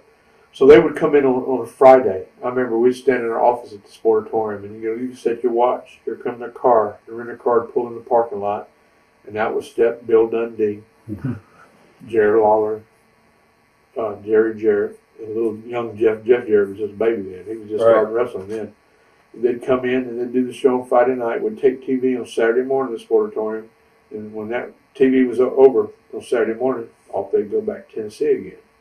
So it was kind of our attitude where they would come in and would just take it and leave, And so, I kind of thought bad about them then. And I'm not speaking out of school here, because me and Jeff have talked. I consider Jeff to be a dear friend of mine. We talk on a regular basis. And I'm so proud of what they're doing with TNA right now. This is a side note there. But at that time, I'd always talk about Jeff's dad and shit. And Jeff would, oh, Percy, don't say that about Daddy, But it was kind of, there's some animosity there, only because I had so much loyalty to World Class, and the company was dying, and it was hard to see somebody come in and take over, and the place was just dying. And it was at that time that I was just getting ready to go to the WWF. Thank you, Jesus. Is there anything else you want to touch on from the World Class era at all before we move on to WWE stuff? Go ahead. Oh, is it true, there's a thing on the internet saying that, the World Class office, when, David would die and Kerry would die, that they would forge David's autograph on all, 8x10s and stuff? I never saw that. No. I personally never saw that. It's possible, but like I said, we weren't there when David died. Mm-hmm. Rick Rude and myself didn't come in until a year or so after that. So I don't know. And I never saw him forge any of the other boys' names. So. I guess 88 was when it got bad, and then it came back kind of. Remember, it came back for 6 months and everything. Yeah. I think they did the heart attack angle and everything. Right. Do you think that was pretty bad for business? Now, I mean, it was good for business at the time, but do you think it was? I remember that vividly, because I was on that heart attack card, and none of us were smart to that. They didn't smart enough. We didn't know that was going to happen. Right. And on a side note, what was kind of funny there, Fritz had the heart attack, and they brought the ambulance in, the Reunion Arena, to take him to the hospital and shit. Kerry's in the main event, first of all. Poor old Kerry. Sometimes he would really, have some Kerry moments, where he would just forget things and shit, and He got in the ambulance and went to the hospital with his daddy. He was in the main event. Every one of those fans in the arena sat and waited for him to come back from the hospital to do that main event. Nobody got up and left. He wasn't supposed to leave the building. Yeah. He wasn't supposed to go with his daddy. I think he wrestled Al Perez. I don't know. I don't know. It was just a happening. Yeah. You know, he ended up in the ambulance and off he went to the hospital, Baylor University Hospital. But everybody stayed, you know, and waited for Kerry. Wow. I don't know. It was 6 years I spent there. Is there anybody in that territory that you thought would make it that never made it? Besides Jeff Gaylord. Yeah, that's I don't. I had some bad experiences. Right after I quit with the WWF full time, I started venturing on the internet, and I'd read all the Jeff Gaylord jokes, you know, on the message boards and stuff, you know. And I don't know. I really don't know where it came from. Now that I think back, he was horrible. I don't think he was as horrible as the reputation he's getting. But as far as somebody that should have made it, you know, should have made it and didn't. What happened with Jeep Swenson? He came in, left. Were you there? You were there. Yeah, right? I was there for that too, and it was during the Brody regime. Right. And Frank had a reputation of beating those big boys up, and he did the same with Jeep Swenson. He'd beat him up, and off they'd go. How did you make contact with WWF? Did they contact you, or did you contact them? World Class was dead. Jarrett, the USWA was virtually dead, and they were pulling out and going to go back to Tennessee. And the territory was dead. And I had my car repossessed. The only work I had was Chris Adams was running some little shows on his own here and there, and he always made sure that I was on all his shows. But I had 2 little kids and a wife, you know, and we were hurting pretty bad. So I made up my mind that we were going to move back to home. When I say home is Mobile, Alabama. That we were going to move back home, and I was going to get out of the business and go back to the funeral business full time. And so I called Rick Rude. Rick Rude was working for Vince. And I called Rick and told him what my plans were. And he goes, "Oh no, Percy, don't do that. Just hang on. Just don't make any rash decisions. And I'll get back with you." So later, it was the same day. Several hours later, the same day, he called back. He said, "You got a pencil?" "Yeah." "Write this number down." So I wrote her number down. I said, "What is this?" He goes, "This is Vince McMahon's home number. He wants you to call him." And I look at the phone. I look at my wife. She goes, "What's wrong with you? You're white." "This is Vince McMahon's home number. I'm supposed to call him." So I did, you know. "Mr. McMahon," you know, "Hello." "Oh, fuck." Scared the shit out of me. "Mr. McMahon, this is Percy." I remember the first words he ever said to him, he goes, "Where have you been all my life?" You know, pulley. He knew where I was, right in Dallas, Texas. You know, he knew what was going on there. And he said, "Well, I'm interested in talking to you." And a nice, cordial conversation. And it was right before Christmas. And it just stands out in my mind because my wife and I's anniversary is December 22nd. So it's right at Christmas time. And this was on like December, maybe the 20th. And what year was that? 89? 90. 90. December the 20th. See, Undertaker debuted in November 90 at Survivor Series. Yeah, he was in WCW in 90 with me and Mark. I remember. So it was December. It was December the 21st. No, December 20th, 1990. This conversation happened. He said, "Well, after the holidays, I think we'll just fly you up to Stanford and we'll talk, and maybe we can work something out." "Yes, sir." And we hung up. The next day, the phone rings. Pat Patterson. Vince changed his mind. He wants to know if you can come up today. And this is December 21st. And yeah, hell yeah. What am I going to say? No. He says, "Well, we got your tickets at DFW. They're paid for. You and come on down." And I flew into. It's so ironic. I flew into JFK today to do this interview here this evening. And I remember flying into JFK that night in 1990. And I felt like the Beverly Hillbillies, you know, arriving in California for the first time. It was like, I got off the plane, there's a guy there in a suit with my name on a card, you know, a limousine waiting for me and shit. And I piled my ass in that limousine. New York City!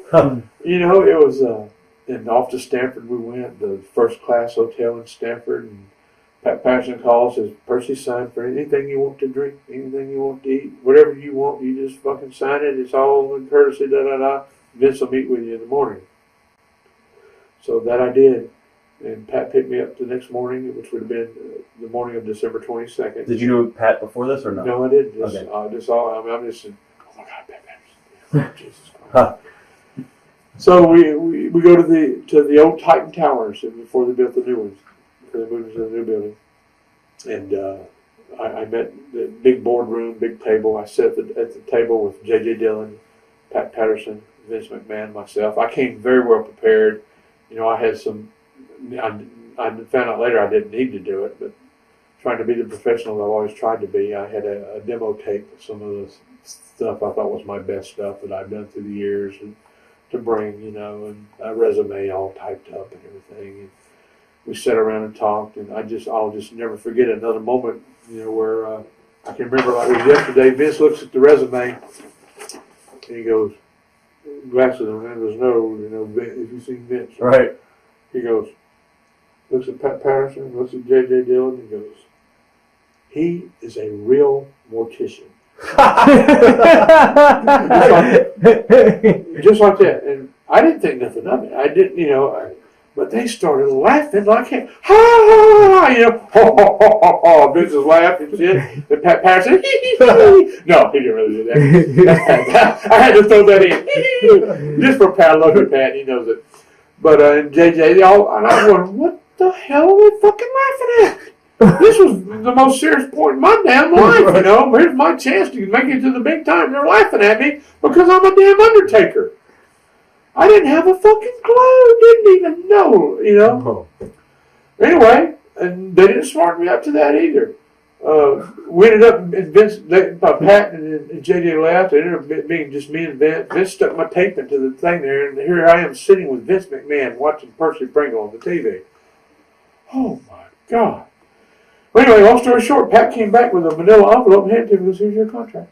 Vince says, take it home, let your lawyers read it, and sign it, send it back. As soon as we get it back, you'll start getting a check every week. Wow. And like I went back and let a lawyer read it. Shit. I signed the damn thing on the plane and went back to Dallas. The lawyer never even seen the damn thing.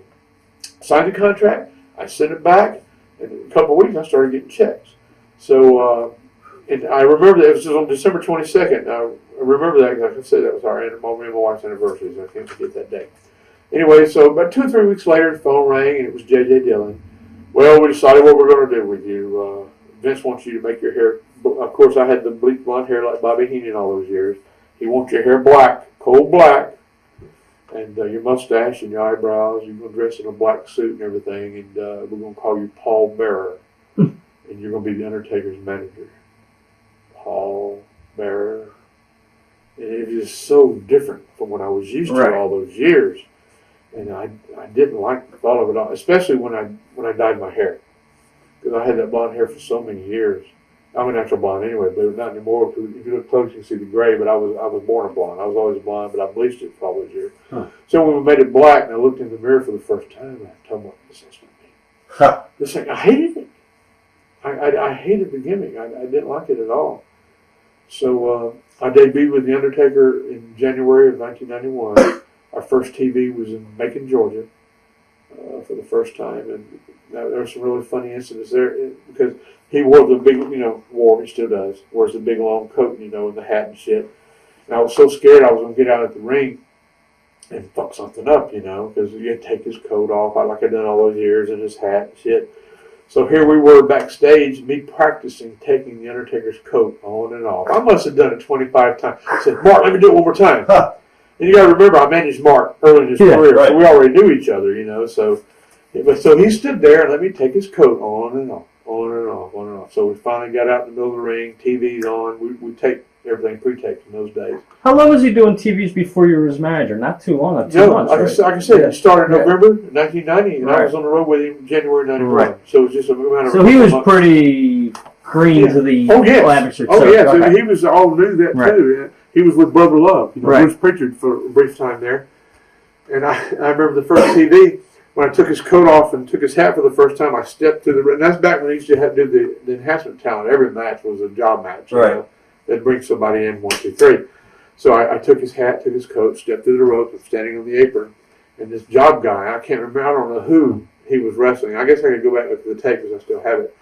But whoever it was decided they was going to hit the damn ropes. So I'm standing on the apron with Undertaker's hat and coat. The job guy hit the ropes, knocked me off the fucking apron onto the floor. My first show with the WWF, I land on my ass on the floor. Of course. It's the only time you probably ever did Thank that. God, no.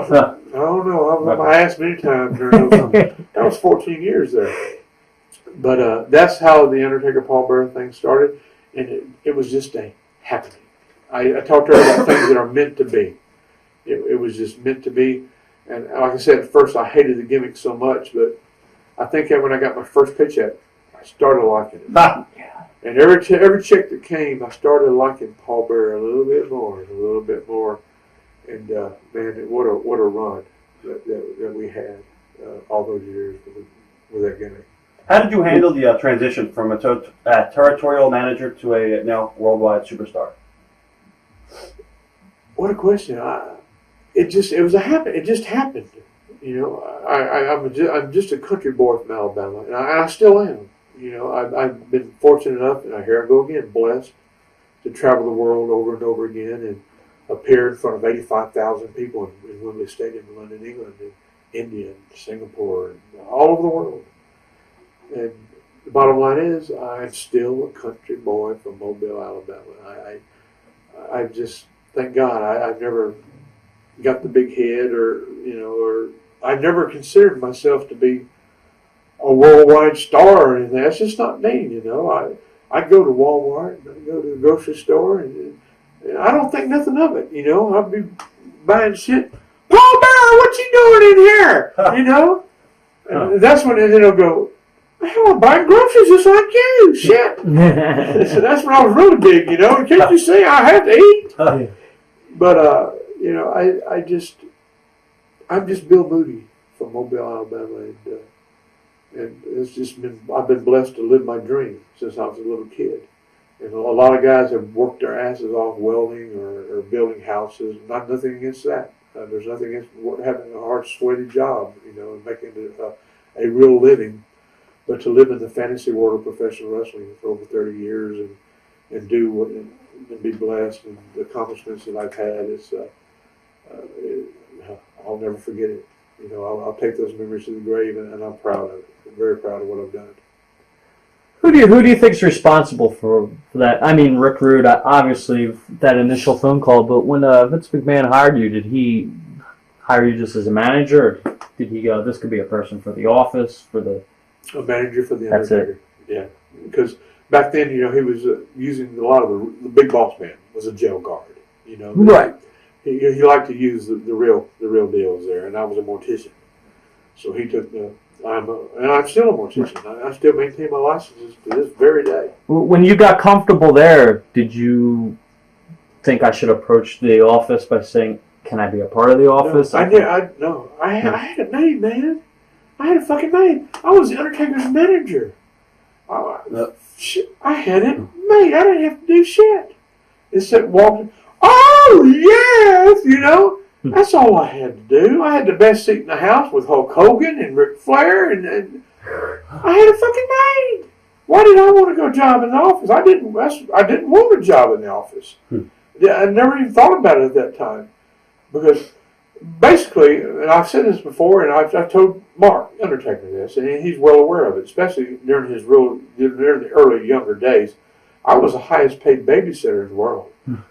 Because Mark was a party animal in those days. In his younger days, boy, and he had the right to be a party animal. You know, he was a superstar. He still is. Was a superstar. And a lot of times I looked at myself as a babysitter because I'm several years older than Mark, and I made sure that he made the planes in the morning, and I made sure that we had a hotel room and we had rental cars, and I took care of. I think that's why I lasted so long. Not only we were real friends, and we still are. Is I took care of business. Did the office or Vince kind of put you on the side and go, hey, kind of look out, or you just took that under your... I just did. It's just because I'm a few years older than he is, and that's just me. That's my personality. That's the way I am. I don't ever go anywhere without a reservation or a rental car, I'm just that way. I'm just that's how I am oriented, you know. And if the wrestler you're managing doesn't show up, there you go. So protecting your investment. Right. So I made many mornings I'd be beating on his door, getting his ass up, you know, or waiting for him to come in when the sun's coming up, you know. But it was I was a high paid babysitter, but I was having so much fun because I was doing what I dreamed. So it was payoff all the way around. Early on, I think DiBiase was managing him. How did the transition go from you completely to managing? Managing Taker? Yeah. No, that's when it was hell. I'm getting my story confused here. It was the DiBiase Brother Love combo, right? Yeah. Then that lasted just a very short time. Okay. And I remember distinctly when Bruce Pritchard introduced me as Paul Bearer, because we joke. I just talk. Me and Bruce. I think the word of Bruce Pritchard. We talk all the time too. I say all the time on a pretty regular basis. I just talked to him last week, and because we have a running joke. Because when he introduced me on WWF TV for the first time, he called me out and goes, "What's your name?" Like Brother Love. Right. You know? And back then I wasn't doing the squeaky Paul Bearer voice. You know, that developed on its own later. I went, "Paul." He goes, "Did you hear that? His name is Paul." Play the tape back now. You'll hear that. Paul what? And I went, "Bearer." Paul Bearer. So when he'll call me on the phone, he'll go, "What's your name?" I go, "Paul." Goes, "Paul Bearer." And after all these years, we still play that little game. But I thank the Lord, Bruce. And I love the Brother Love gimmick because I always, when I first saw him debut as that, I always would tell my friends in Dallas at the time that was me because we're and still are, Right. so much alike. What are your thoughts and early memories of Hulk Hogan? My God, well, you know, I just watched him for so many years, like everybody did, and then my first exposure with him was standing in the middle of the ring with the Undertaker and watching this entrance that I just never experienced before.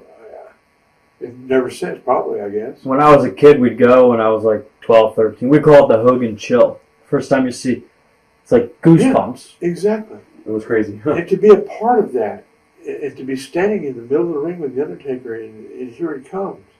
And when Undertaker beat him for the championship, you know, early on there, my God, I guess that's when I really got smart to the WWF and the wrestling business. Was that when I found out that Taker was going to beat Hogan for the belt, I'm going, man, I'm going to be manager of the world champion.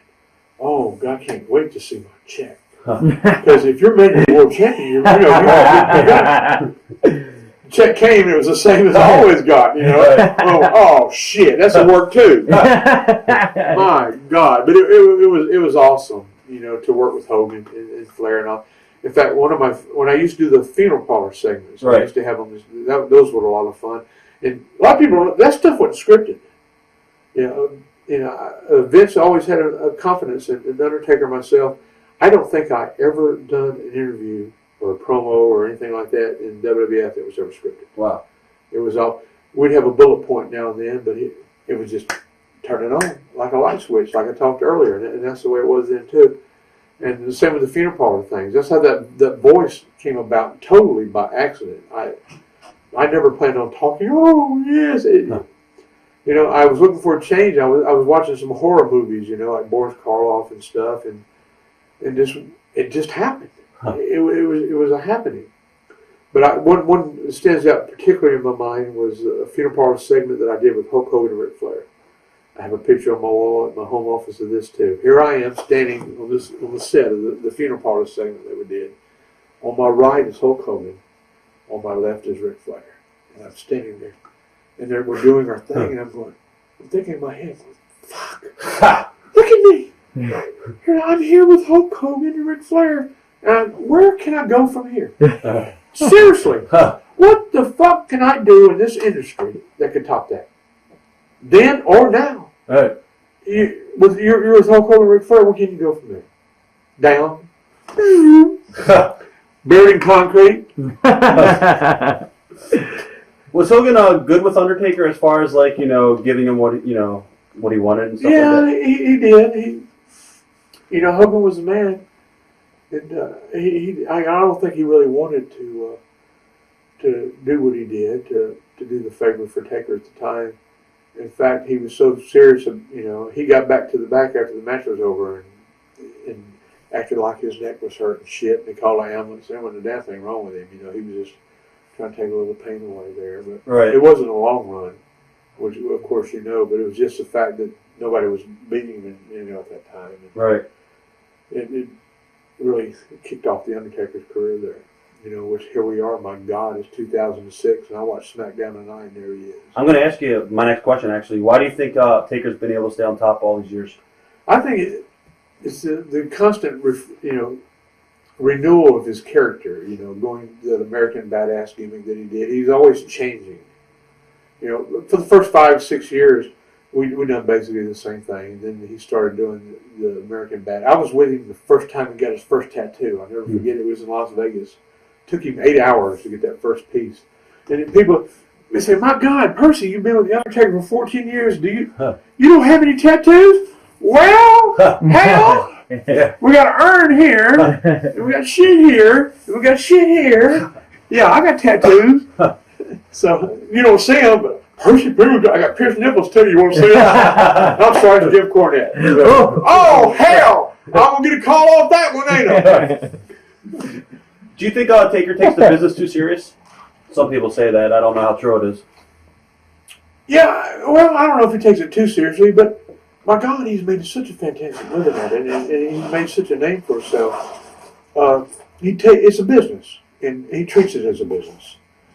And the business has changed so much. It's not like it was when we first started in the WWF with that gimmick, 14 years ago. Well, 15 years now for him.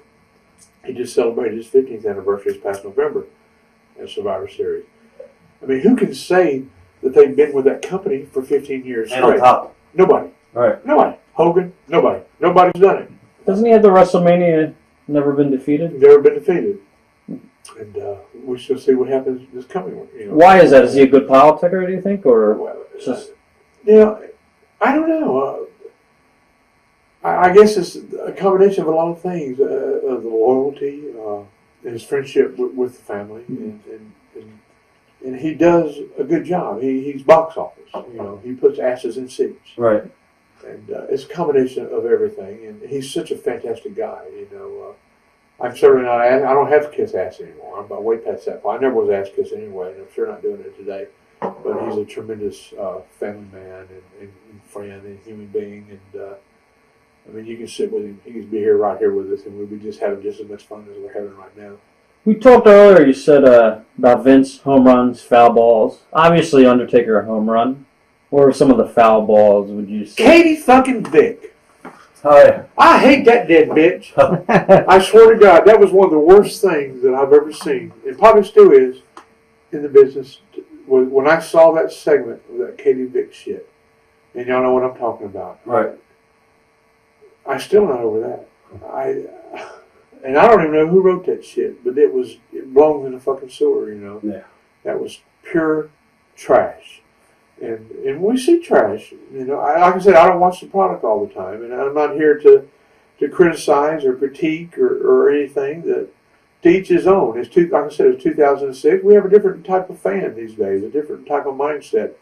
We've got teenage boys out there that like to see the divas that they have today. I'm not. It's not sour grapes because they're not using managers like they used to. Not because I'm a manager, but I don't give a shit about watching the bitches on there. They don't do nothing for me. What to help me? But a lot of those teenage boys, they're gonna go to bed and think about them that night. I think we're on the same page there. Right. But to each his own, and that's entertainment, and things have changed, and that's not my particular cup of tea. But there's some things that I still enjoy watching. Just for example, recently the Eddie Guerrero mentioned, the other day about Eddie Guerrero being in hell. That's totally unacceptable to me. But I watched SmackDown tonight, and they say that they're having a pay-per-view this weekend, No Way Out or something like that. And I understand Eddie's widow is going to be there. I don't know. And then a month or so ago, they did a deal with Michael Hayes and Edge, if y'all remember that. Yeah. Where he mentioned Terry Gordy, and Michael got in there and cut a fantastic promo on Edge. If you remember that about Terry being, Edge said something about, well, where's Terry now? He's dead. I mean, that just drove a nail through my heart. I was immediately, Michael wasn't even out of the ring yet, and I was on his voicemail with his phone. And he'd called me back and told me that Terry's son, Ray, Terry's got a son named Ray Gordy, right? Yeah. Who wrestles and is trying to make his own name. Ray was there that night, and they had talked to Ray about it, and he said it was okay before they'd done it. Huh. And I said, and I told Michael, I said, well, I guess if it's okay with you and it's okay with Ray, it was okay. But there's just things that, whatever. What about some of the early characters against Undertaker? We had some great runs. Like Sid. I said great runs. You had to say Sid. Yeah. Bless his heart. Poor old Sid. That was okay. I mean, that was. I wouldn't compare that to Giant Gonzalez. The Roman Giant Gonzalez. That was the drizzling fucking diarrhea shits. Giant Gonzalez was horrible. Yeah. Oh, we hated it so bad. And we'd done that blow off in Las Vegas at Caesar's Palace when we had the outside show. Mm-hmm. We were so glad that was over. But then there were so many good ones. Believe it or not, the Ultimate Warrior deal. That was really, we made some money with that, and we carried that all around the world. We've done the body bag matches, the casket matches, and we never had a problem with Jim. Jake. Jake. How was Jake at that Jake, time? have y'all done Jake before? Oh, yeah. We just did him 3 weeks, a month ago, on the road, in the car. I'd like to see that. I think the world Jake, and I think Jake's got the best interview in our industry. I love the way he just stands there and never raises his voice. That's Jake. Right. I like Jake, and we had some good stuff with Jake. And Jake's the one that turned his babyface when we done the angle there. But did you think it was possible? Well, hindsight being 2020, it wasn't. The fans wanted us. The fans loved our gimmick. They just loved it. It's like watching a scary movie on TV. You like to be scared. So you could see the kids' faces when the Undertaker would come out. And it was all new. Yeah. It was just, and they loved that. And the fans made us baby faces. And we tried everything we could to be heels. And the fans demanded that we be baby faces. So that's how we ended up doing the angle with Jake and Elizabeth, God rest her soul, and became the baby faces that we became. And I always had to work at being a baby face. I'm a natural heel. It's so easy to be a heel. Right. For me, it's so much easier, so much fun, and not that I'm really a bad guy, because I like kids and shit too, but to smile all the time and all that shit. Some people are so tired. We had a hell of a schedule back in the day, man. We were on the road, some years 300 days a year.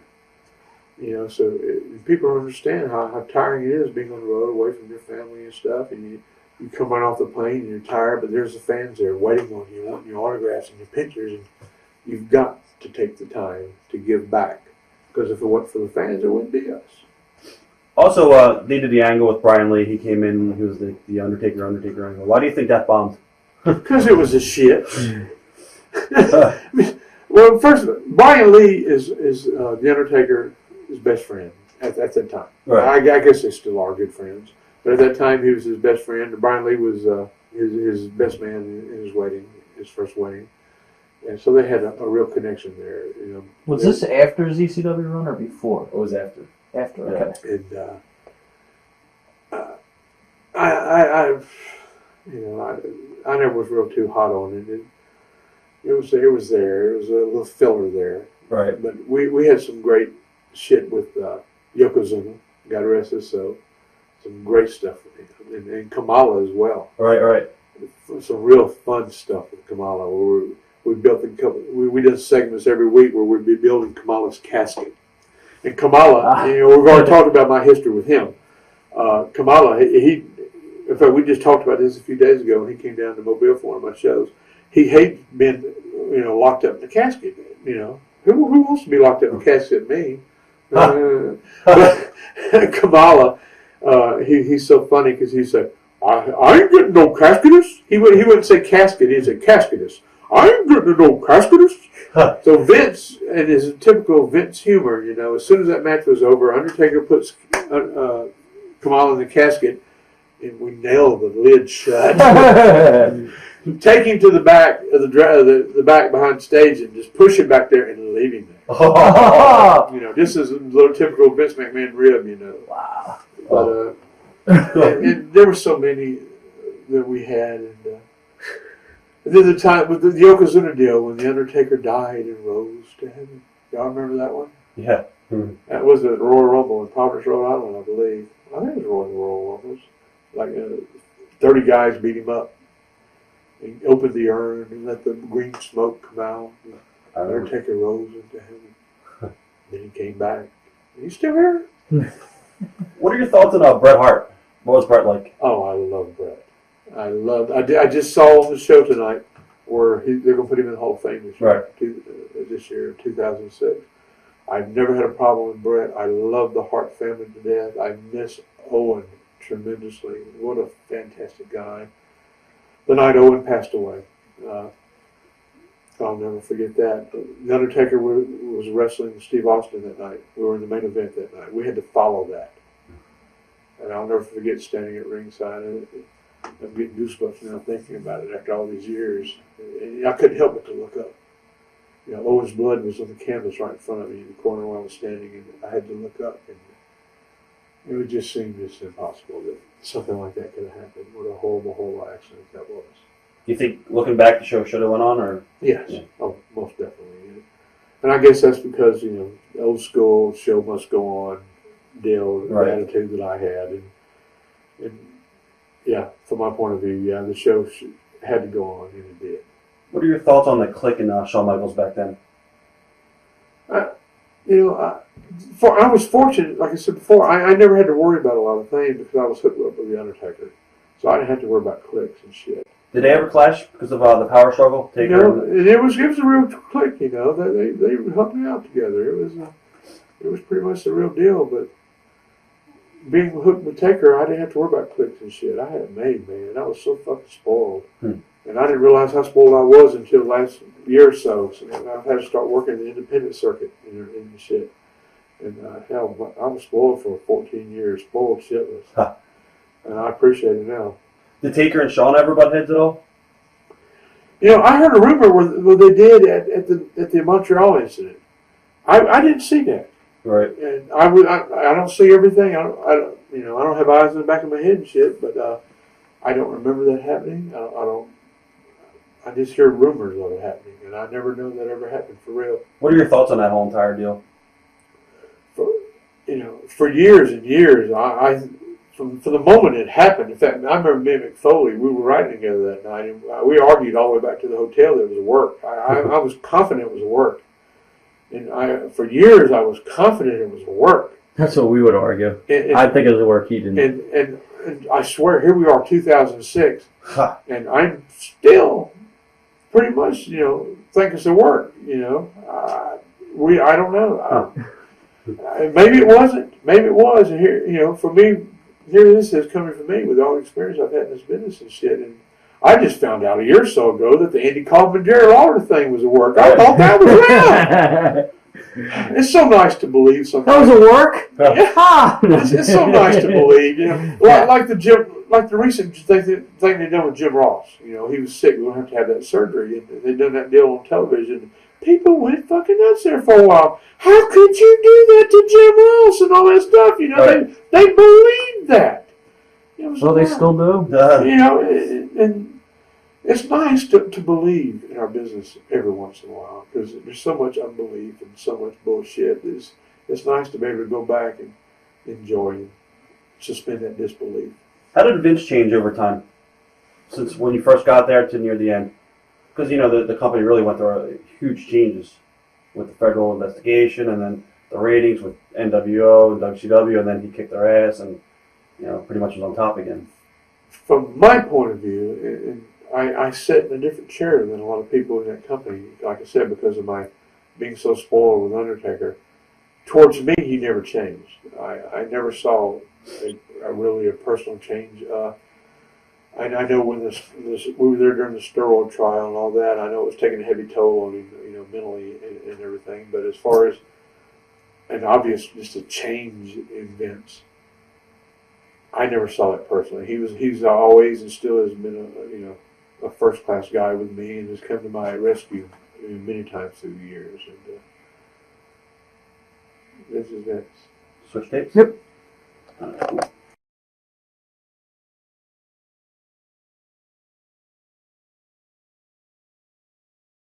Cool. What are your thoughts on probably one of Taker's most infamous matches to this day? Everybody still talks about his feud with Mick Foley. Well, first of all, Mick Foley and I have a history.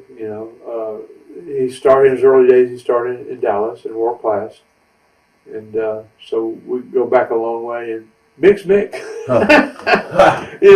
Mick's Mick.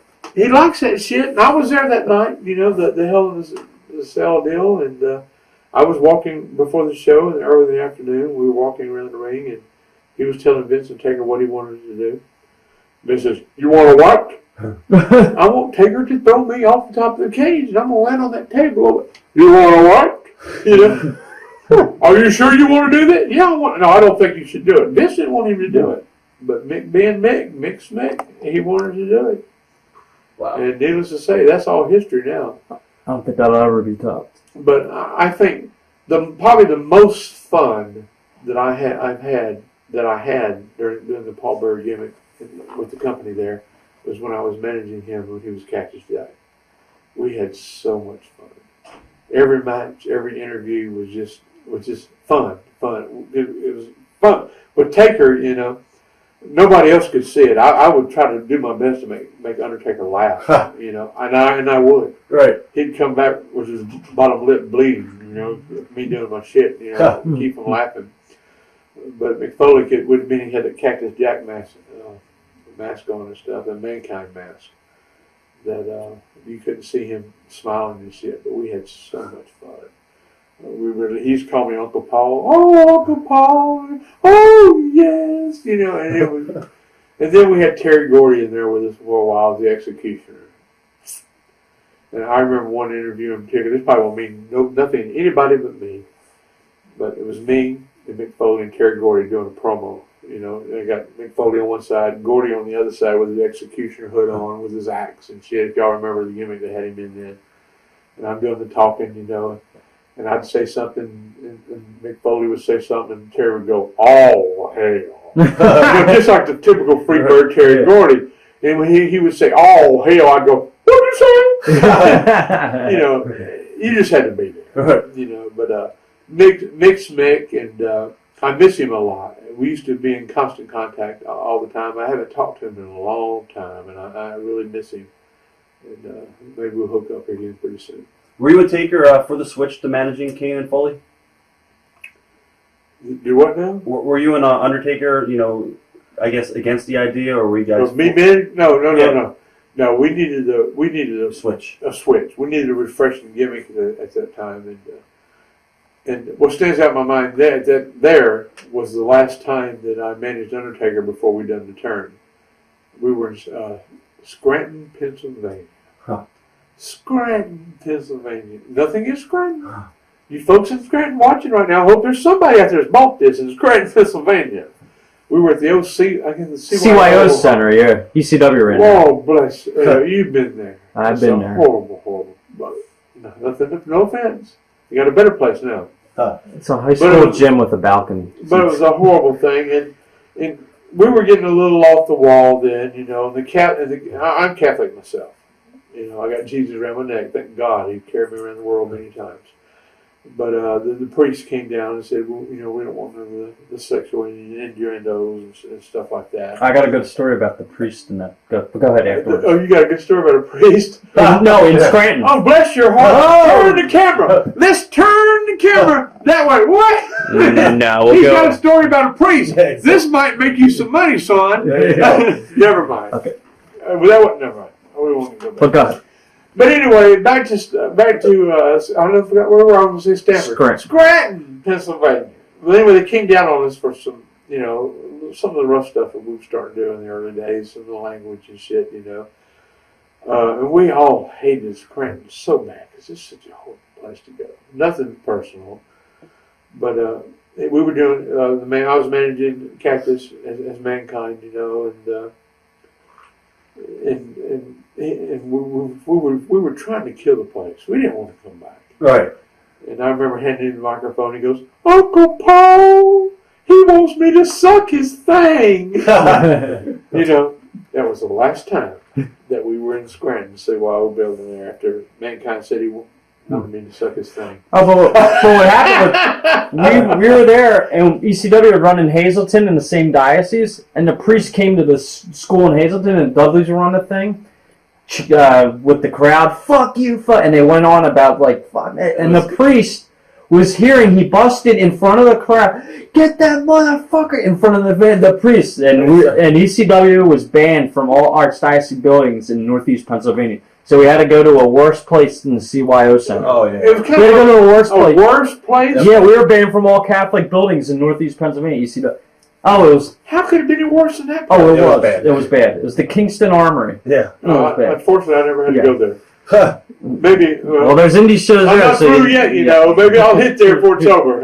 Yeah, right. But the priest had worse language than the Dudley Boys. And if you ever seen the Dudley Boys on house shows. Oh, but back to Mick Foley.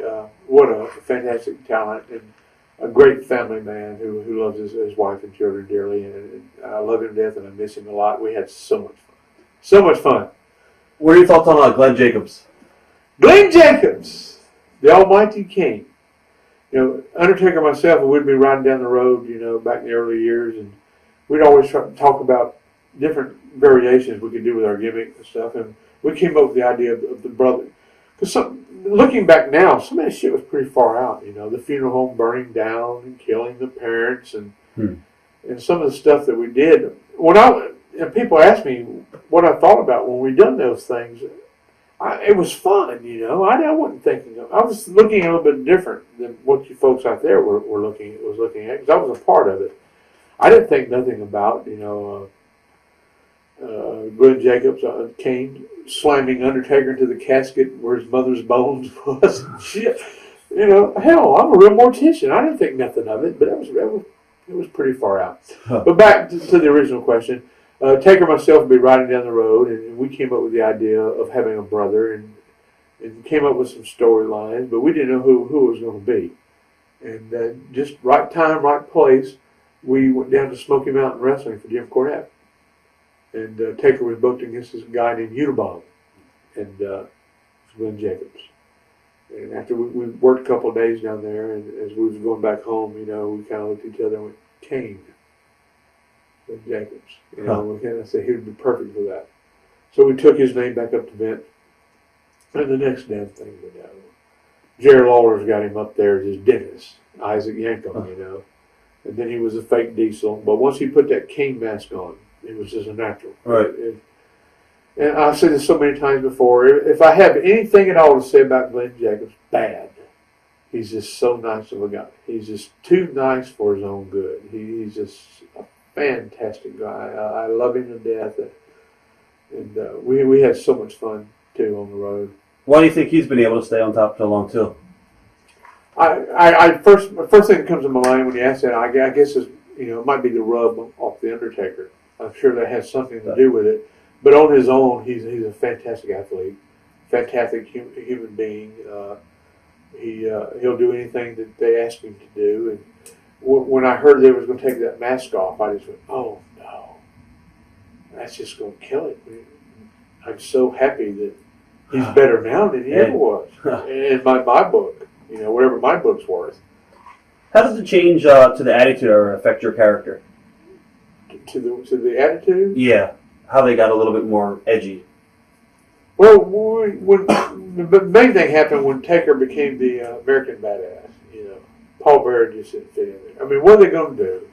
Take the American Badass and my fat ass, and take my fat ass and put it in a sidecar on his Harley Davidson and ride me to the ring? Please. So it was at that point that I started working backstage, which we already talked about. There just wasn't a place for Paul Bearer, you know, when the American Badass came along. I was going to ask you, do you think at that point in time your weight got out of control at all? Oh, absolutely. And I can sit here and point fingers, you know, but an old man told me a long time ago, when you point a finger at somebody, you point 3 back at yourself. Huh. And I put on a tremendous amount of weight. And I've been big all my life. And for most of the time that I was working with the Undertaker, I was way over 300 pounds for many, many years. And people didn't realize it. TV does things so I wore the suits and shit. And you couldn't tell really how big I was. And I couldn't point the finger and stuff. My wife got breast cancer, and it was really hard. I thought for a long time we were going to lose her there for a while. It was a long battle. My oldest son and his wife gave us our first grandson, and he passed away. And it was just, we had some hard times there. And I found my comfort, not in a bottle of Jack Daniels or in a bag of drugs or something. I found my comfort in eating. And that's why I would hide the pain, and I just kept putting on weight. And it was during that year I was away from the company, I got up to 525 pounds. Wow. I weighed 525 pounds. I was dying. And I knew I was dying. And I can remember vividly one particular day riding in the car with my wife and being just so miserable. And I told my wife, I said, if I, being a Catholic as I am, I told my wife if I didn't think I'd go to hell, I'd kill myself. It was that bad. And then August of 2003, the phone rang. I looked, and when you work for the WWF, and you pick up your phone and you look on the caller ID and you see where it says Stamford, Connecticut on there, you just go, oh shit. Because if you're working full time, it's going to be a personal appearance somewhere. All your plans are going to change. They want you to go do this or go do that, or you see Stamford, Connecticut on your caller ID. It's always usually bad news. But I didn't answer the phone. They left a message, so I played the message back, and I remembered that vividly. It was Jim Ross. Percy, we've got an idea for you and Undertaker with you coming back at WrestleMania 20 at Madison Square Garden. This is in August, and we're looking way ahead to WrestleMania. And here I was when I weighed 525 pounds. I said, oh my God, there's no way. No way in hell that I could. And here's my chance to make a comeback, and finances was bad because of my wife's cancer and this and the other. And so he called a couple times, and I kept dodging his calls. I didn't return his calls, and he sent me an email. That was the secret there, because I could hide behind the computer keyboard there. So we made contact. Finally, I called him, and I told him, I said, Jim, my health just won't allow it. Well, what's the problem? I said, well, I've been investigating this gastric bypass surgery. My doctor seems to think that's the only way it's going to save my life. He goes, well, maybe we can help you out there. He said, let me talk to Vince, I'll get back with you. He called me the next day. He said, I'll tell you what we'll do. We're going to sign you to a new contract. This is like September 2003. We'll sign you a new contract, and as a signing bonus, we'll help you pay for your gastric bypass surgery that you want to have. So on November 25th, 2003, I had gastric bypass surgery, and they rolled me in the operating room. I weighed 525, like I said. And here we are now, just a little over 2 years ago. I've dropped 240 pounds. Wow. For the first time in many, many years, I weigh less than 300 pounds. And I'm still a big man. I'm always going to be a big man. But after weighing 525 and down, I like 280 now. I can get down the floor and play with my granddaughter and get back up. Huh. I can see things that I haven't seen in a long time. And what's so good, it looks back up. Where have you been? Oh, yes. I don't even remember what the original question was, but I really got off on a tangent there. That's okay. Wow. As far as, Vince Russo and Ed Ferraro go, what were your thoughts on them? Here's another one. I never really ever had a problem with Vince Russo. As a matter of fact, he had a show here about 2 months ago in Rome, Georgia, for his new Christian organization that he has, a Ring of Glory, and I was on his show. And I had a great time. All the TNA guys were there, Jeff Jarrett, AJ Styles, and Terry Taylor, I can go on and on and on. I had a blast. And when Vince Russo first, of course I was there when Vince started making his appearance, he would hang out at the back door of the arenas, around New York and Hartford. He had a little radio show. You remember Vince or whatever. John Rosie. Whatever the hell it was. And trying to get interviews for the boys and shit. And that's where I first had my experiences with him. And then, the story. He got involved in the company, and And being Taker's sidekick and shit, Taker being on top, we never had any real problems there because he didn't have anything to do with our shit. Right. Like I said earlier, Vince trusted us enough to where he allowed us a lot of creative liberty there. So Vince Russo never had a lot of problems, a lot of input on our stuff. So we never really bumped heads. So we just stood back and watched from afar.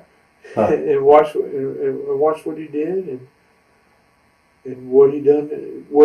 I guess what he done and what he contributed to WCW. And that downfall there.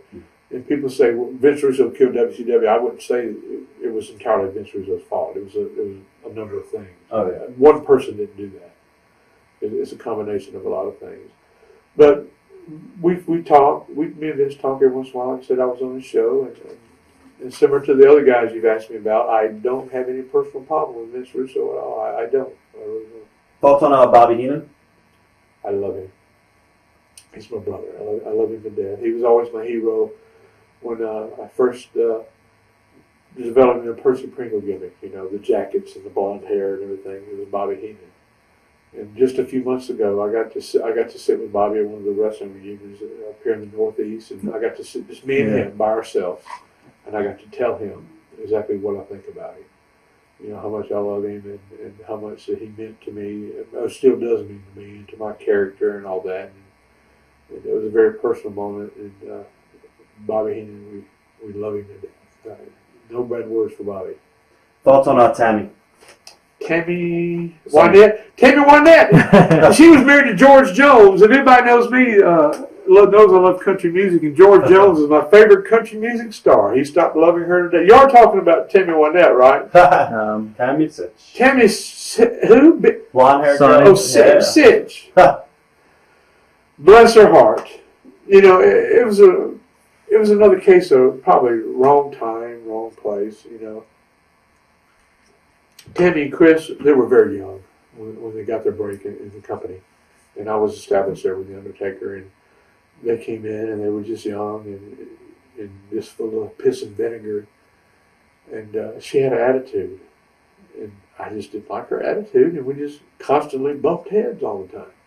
And unfortunately, Chris, God rest his soul, would always be in the middle of our wars, and we had a few wars now and then. And she's publicly said she hates me, and one time I publicly said I hated her, but time heals all wounds, or wounds heal all heals, or I don't know what the hell the deal is, but I don't hate Tammy. I don't. I understand. Looking back now, I understand what happened. I was there when the boys pooped in her food, right, and she ate it. And I didn't mean to tell that one, Tammy. Here I'm saying, no, seriously, I don't have nothing against Tammy anymore. I understand why the problems happened that happened. It was the nature of our business and the nature of the beast, and I'm so sorry that we've lost Chris because he was a tremendous talent. And we had our bad times, but I don't think they was as bad as a lot of people try to make them out to be. What was the party scene like in WWE at the time when you were there? At what point? Early on, there was always a party. It just depended if you wanted to participate or not. Right. You had your cliques. I mean, if you wanted to party, you could find a party. Right. If you want to go back to your hotel and play Nintendo, go to bed like the boys do today, they don't have no stories to tell like we do. But I had an open invitation, to jump in on any party that we wanted to. I tried not to, but like I said, I had a babysitting job to do. I had to take her up in the morning. Right. But there was a lot of parties going on, and we had a lot of fun, and we were making good money, and it was a fun ride. But it died down. It's not like that anymore at all. The company's not like it used to be. Right. There's the party scenes. It's not there no more. Was the travel schedule and all that? Was drug scene pretty bad in WWE in the early '90s? Well, drugs had I started. Like I said, I had my first match in 1974. There's always been drugs in wrestling. I've never seen wrestling without drugs. Now, during the time of the steroid trials with Vince, back in the early '90s, when the government was really involved, they really came down really hard. The piss testing was just unbelievable. I mean, they did piss tests all the time, back to back sometimes. I mean, it's constantly, because they had to prove to the government that there wasn't anything going on there. But there was always, if you were into that, it was there. But just like anything else, whatever you're into, you can find it. If you're into whatever you're into, you can find it. It's there. So if you're into that scene, it was there. And if you got caught, and unfortunately, a lot of our boys and a lot of our brothers are gone now because of the drugs. You were there, I guess, when Brian passed away. Brian Pillman. Yeah. Oh yes, absolutely. In fact, that was the day that Kane debuted in St. Louis, Missouri. Mm-hmm. The day Kane debuted. Undertaker and Shawn in the cage. Shawn held in a cell. Yeah. Huh. And that was the morning they found Brian dead in Minneapolis. Was that a shock to the boys, or? Oh God, yes. I mean, we're all sitting around, getting ready to do the show. Brian's missing, and then we found out he's gone. And that happened way too many times. Right. Where one of the boys didn't show up, and they were gone. Did it bother you when WWE started transitioning divas to managers? Yeah, because of course, me being a manager all these years and everything, and I like the old school manager stuff, and I found that there's always a place for that, and I still think today if something don't work, the old school always worked. You can always go back to the old school, and it'll work. But then, like I said earlier, I can see a place for the TNA. I'm not talking about total nonstop action either. Huh. For the TNA, there. It don't interest me anymore. I guess I'm just too damn old to care. But there's some young boys out there that cares. Was there any divas would come up to you and go, "Hey, we're managers. I want some advice from you"? Or Yeah.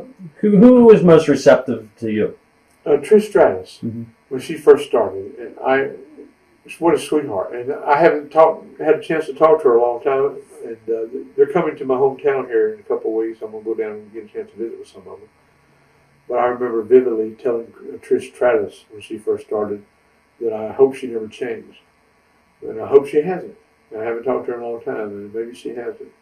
But she was really sweet, sincere, and really interested and had that respect. That's something that you don't see anymore with the young talent, the young boys, is the respect for the history of our business. And it's just not there anymore. And it's not their fault, because they haven't been taught that. It's the nature of the beast. It's a new millennium. Was there anyone that you guys ever refused to work with? And did you and Taker ever walk out at all? No. Okay. I always heard a rumor that we were going to switch over to WCW one time. Right, I heard that. I never heard that. It never even crossed our mind. No way in hell. Why the hell we want to leave a good thing? What are your thoughts on the feud you guys did with Bubba and Devon? Oh, well, at the end there. Right. The deal there, I talked about my gastric bypass surgery earlier. I mean, that was people have a lot of things to say about overweight people. And unless you've ever, been overweight and suffered from the obesity, you just don't have a clue of what it entails and what it's like. So I had my gastric bypass surgery, and there's some complications that goes along with that. I was losing weight at a tremendous rate. I mean, a pound or more a day. And because of that, you're really weak. And I knew that I had to make WrestleMania 20. And so I had the surgery, and I knew no matter what, I had to be at WrestleMania 20. So that was, So I was so weak, and it was so hard for me to travel on the road. Losing weight, because you can't get enough. Your stomach is made smaller, and your intestines are moved around and shit. Your whole plumbing's messed up, and you can't get enough nutrients in your body. You can't eat, right? Protein and stuff to make, especially a lifestyle that we lead on the road, that the wrestlers lead on the road. And here I am, a 50-year-old man trying to run with young boys all around the world. So it was hard. I was having a hard time walking up the steps getting into the ring, because my legs were really weak. Well, anyway, long story short, one of the complications of the gastric bypass surgery is gallbladder problems, because you're losing weight at such a tremendous rate that all that trash is filtered through your gallbladder and shit, and you end up with gallstones and gallbladder problems. So one day I was sitting in my office. I'd come home from the road with Taker, And all of a sudden, it felt like somebody came up behind me, took a knife, and just stuck it in my side. And it was my gallbladder, so I had to go in for emergency gallbladder surgery. So I called the office and told John Laurinaitis, and I was in the hospital and going to have emergency surgery. Da da da da. So they ended up doing the angle where the Dudley boys kidnapped Paul Bearer and threw him in the trunk and made Taker do the right thing and all that shit there. So that's why that happened, was because of my gallbladder surgery. But like I said, Vince has always took care of me. He really has, and I can't say anything bad about him along that line. And he was sincerely concerned about my health and about me being on the road, being as weak as I was and everything. And he decided we should do something, to put Paul Bearer on the shelf at that time. And that's when they came up with the angle where they buried me in concrete. And we can talk further how that angle was done and everything if you want to. Well, I was going to ask you, what are your thoughts on that? Yeah, I think you talked about it, the one convention you did the Q&A and everything. I kayfabed the secrets of that for a while. I can tell you about it now. But before I go into that, I just want to say that following when they buried me in the concrete, that first Great American Bash, the first WWE American Bash, that I got paid. I got a check every week for the next year and a half, up until this past few months when they signed me to a Legends contract and my regular talent contract ran out. But the deal with the burying in concrete thing, that was what an experience that was.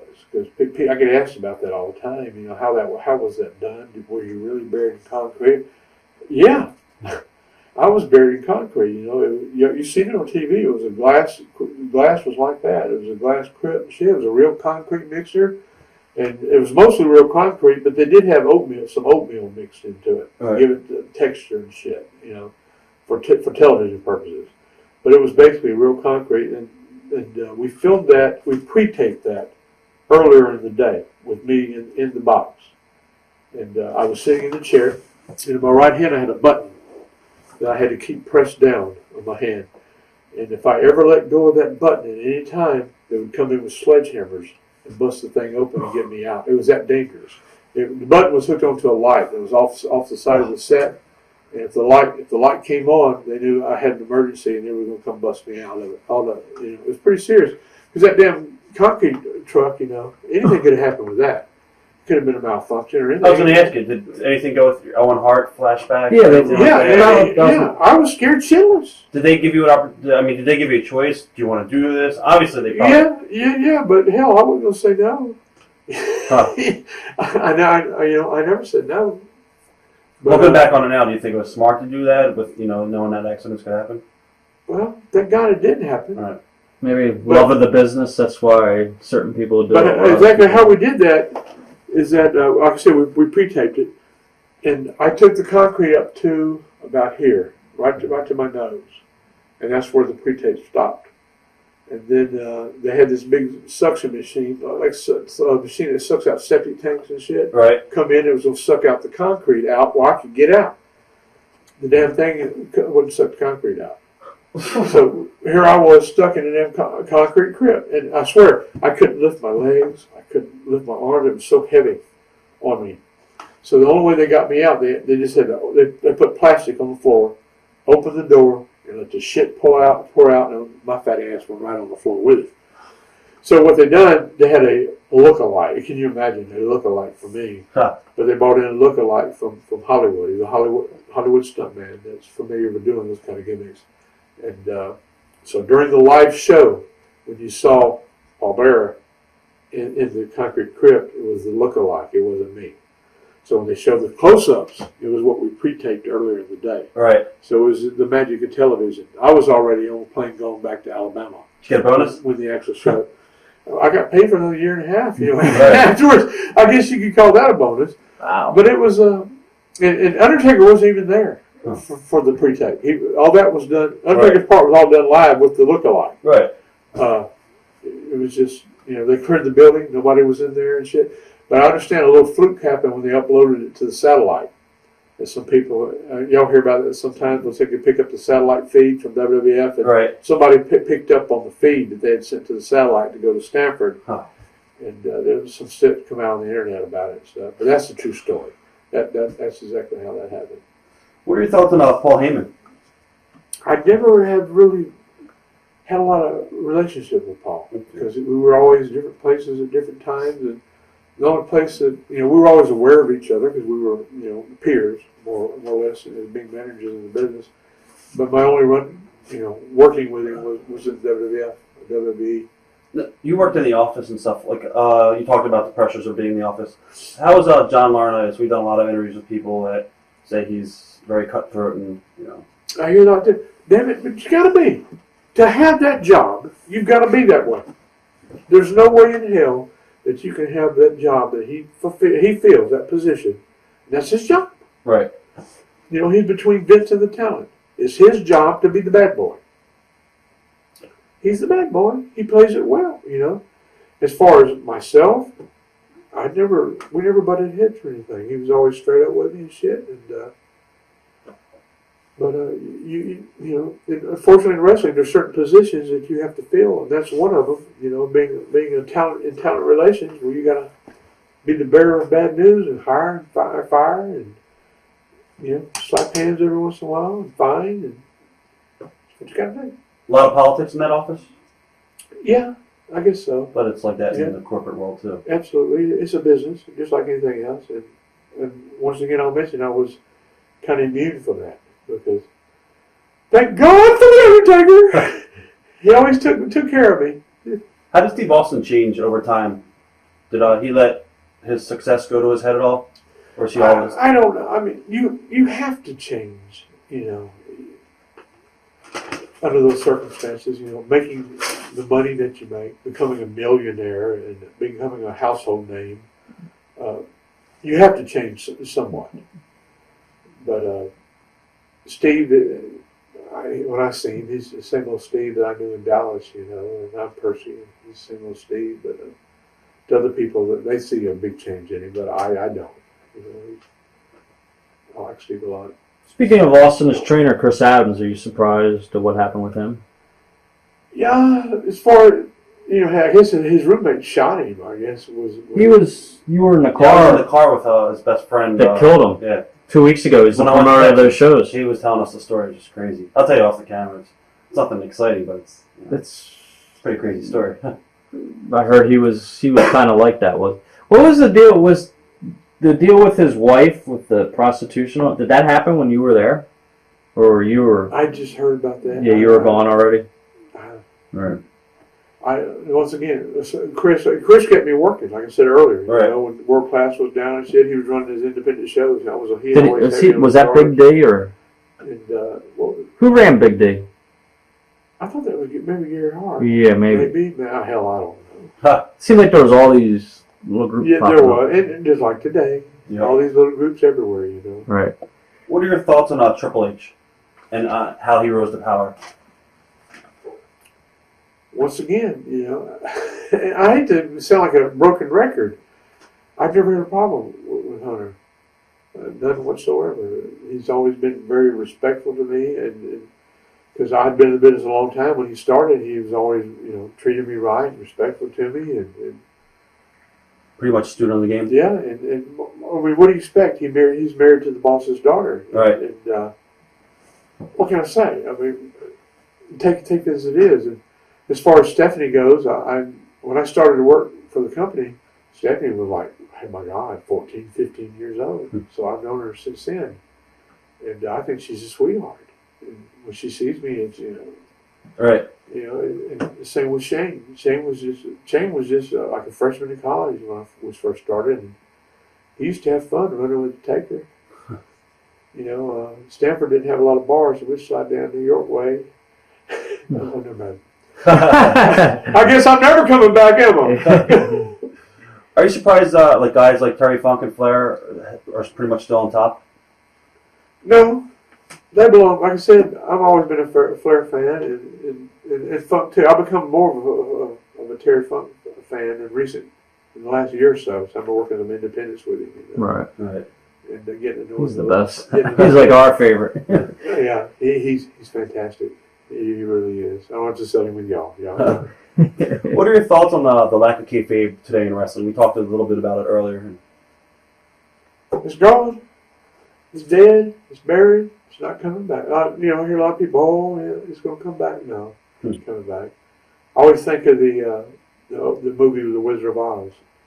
When Dorothy and the Tin Man and the Lion and the Dog, and you got the wizard behind the curtain working the machine. Yep. Don't pay attention to the man behind the curtain. The curtain's been opened, and everybody knows who's running the machine behind the curtain. So it's hard not to pay attention to the man behind the curtain. Go ahead. And I was just going to mention, the internet, and this is 2006. Like I said earlier, kayfabe's dead, buried, gone, dead, and it's not coming back. Seems like there's no protection, and a lot of people who aren't in the business want to make a name for themselves, and everything's so negative. And it's hard. Like for interview for this, for example, like for me to expose how we done the gimmick with the concrete. It's hard for me to do that. I still have Old school. some of that kayfabe left in me, and to sit here and to talk to fans about certain things and stuff. But like I said, it's a new day.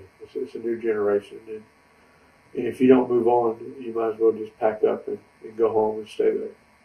You're starting to book a new territory down in South. Do you feel that booking is pretty much a thankless job? Oh, absolutely. It's so hard. Being a talent's so easy. Where you just show up and do your job and get your pay and go on to wherever you do. Promoting and booking, my God, it's a 24/7. Yeah. And I always knew that was the case because I ran shows back in the Dallas days and stuff. But after my spoil run with the WWF and just jumping into the independent scene feet first, like I have, the last year or so, it's hard. It really is. Do you have any advice for young guys breaking into the business? Just don't give up on your dream. Never, never, never let anybody talk you out of living your dream, because you never know if it's gonna come true. Like with me, it's like riding that merry-go-round and grabbing that golden ring. If it's your dream, if your heart tells you that professional wrestling is for you, and not just being a wrestler, there's other things you can do. You can be a cameraman. I mean, you can be a manager. You can be a diva. There's so many other things to do within our industry besides wrestling. So if actual getting in the ring and wrestling doesn't work out for you, don't mean that you can't be in our business. Because you can. I'm proof of it. Jim Cornette's proof of it. Paul Heyman's proof of it. Bobby Heenan's proof of it. There's a lot of proof out there. You've been paying me full time 11 years. He's about spoiled. I only wrestled 2 matches. He's about spoiled me and Undertaker, huh? But that's pretty much. But it's all about having dreams. And I speak to high school students every once in a while in assemblies, and I tell them, if you have a dream and your heart tells you that that's for you, don't give up on your dream. Don't let somebody tell you, no, you'll never be a wrestler. Look at Zach Gowen with his one leg. He wasn't a long one, but he got to do what he wanted to do. Right. And you don't let anybody tell you no. If you want to do it, reach for that damn star and grab a hold of it and hang on as tight as you can, because you never know what the future holds. Do you think the business is going to boom again like it did years ago? It goes in cycles, obviously. Yeah, I do. I think we're getting ready to see upswing now. I do. And you're right about being the cycle. You have your Stone Colds and your Rocks and stuff, and then when they go away, you got to get your new stars. Now you get your Randy Ortons and you da-da-da-da-da, and you start coming up again. It's a circle, and it'll come back. I think it's getting hot right now again. Ratings are up. No matter what I think about what the production is on television, obviously somebody likes it because the ratings are up, and I think it'll come around again. Why do you think the business went into a decline? For the very reason I just said, people got tired of the Rock. Right. He's selling rock, Stone Cold, Stone Cold, we're watching a soap opera.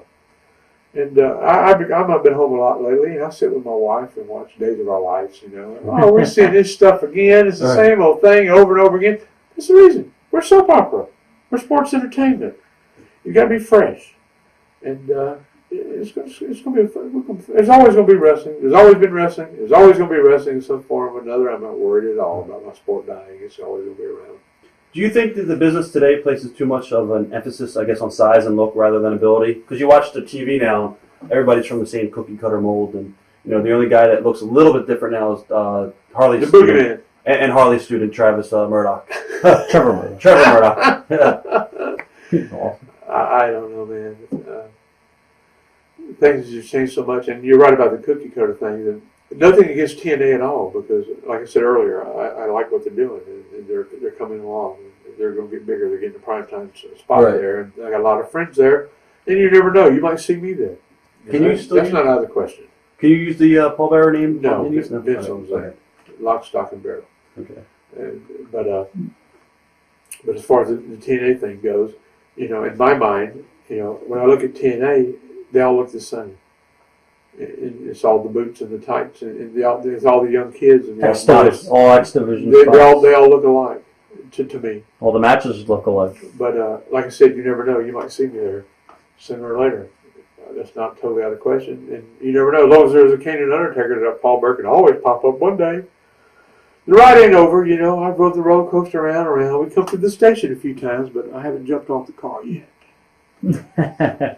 If you could go back in time, what promotion would you say? What territory? Hey, I didn't go to. You look back, you would want to go to and work at to do a run. I don't know. I don't know about. I've been asked, what wrestlers I probably would have liked to manage, in the past. I think it would have been fun to be Gorgeous George's name, the original Gorgeous George. 50s television. Exactly. Yeah, the Gorgeous George, something along that line. But as far as territories and stuff, Watts.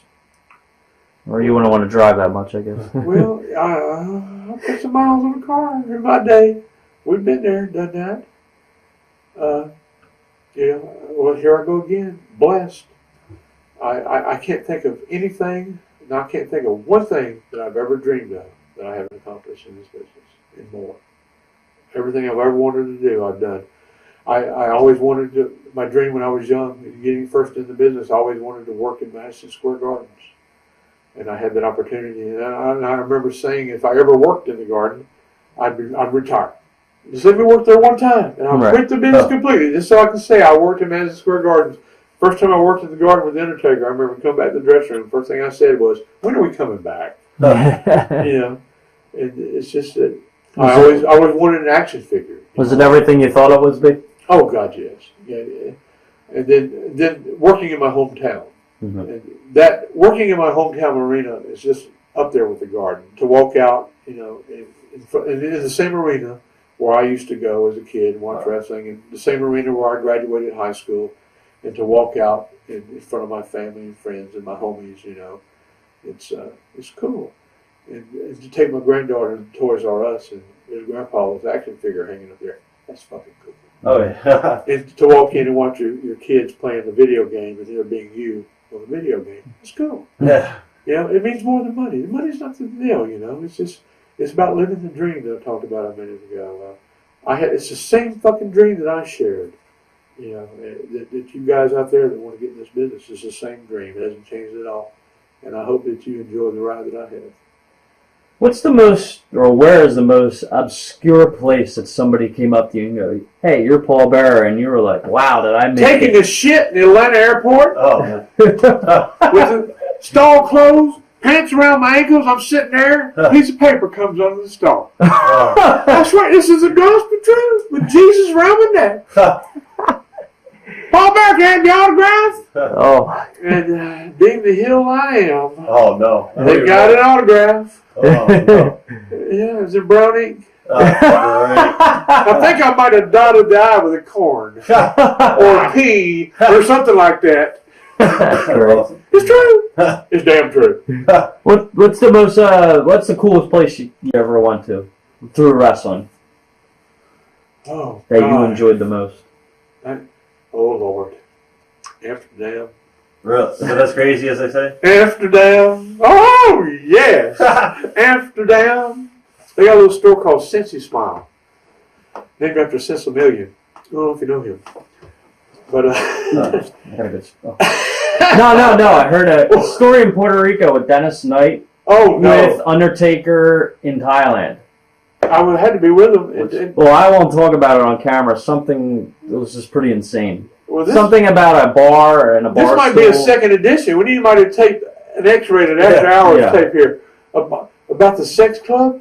Yeah, with the bars, under the bar, the girls, and you just sit at the bar stool. Is that true? I don't know. Well, Amsterdam, along the same lines. Amsterdam, marijuana is legal. Right. You know, and you got these little stores called Cincy Smile. It's like 7-Elevens on the corner, and you go in there and they got menus on the wall, and you order what you want. You can smoke it there, take it with you, whatever. And anyway, I think we arrived there. And I think we had like 6 taxi cabs full of wrestlers headed for Cincy Smile. You know, guys that didn't even smoke wanted to go just to see it, to experience it. Yeah. So we're all sitting around there, and everybody ordered what they wanted or whatever, you know. And we look across the street, and there's Leon Lights, live sex show, So we all look and live sex show, wrestlers, live sex show. It's like a magnet. Here we go, right across the street. So we all get in there, and it's a bar. And it's a round bar, and in the middle is a bed. A round bed is turned in a circle. And we're sitting there having a cocktail or two, looking, and there's these 2 girls on the bed, you know, doing their thing. Oh yeah, my God, look at that one. Look at the ass on that one. You know, these are all the top WWF guys and shit too. Dude. Right. My God, look at that one, Percy. Shit.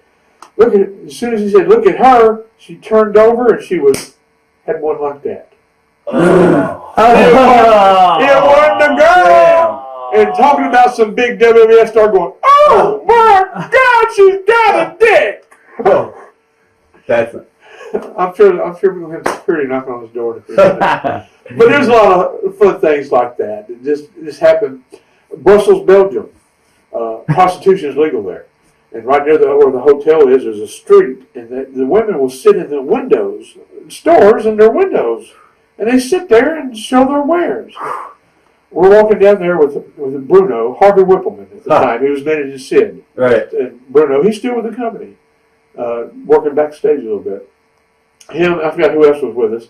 Bruno he's from Memphis, Tennessee. Country boy like me from Alabama. I'm from Memphis, and the first time he had been there, and I'd been there before, so I'm taking him on the tour to see the whores in the windows.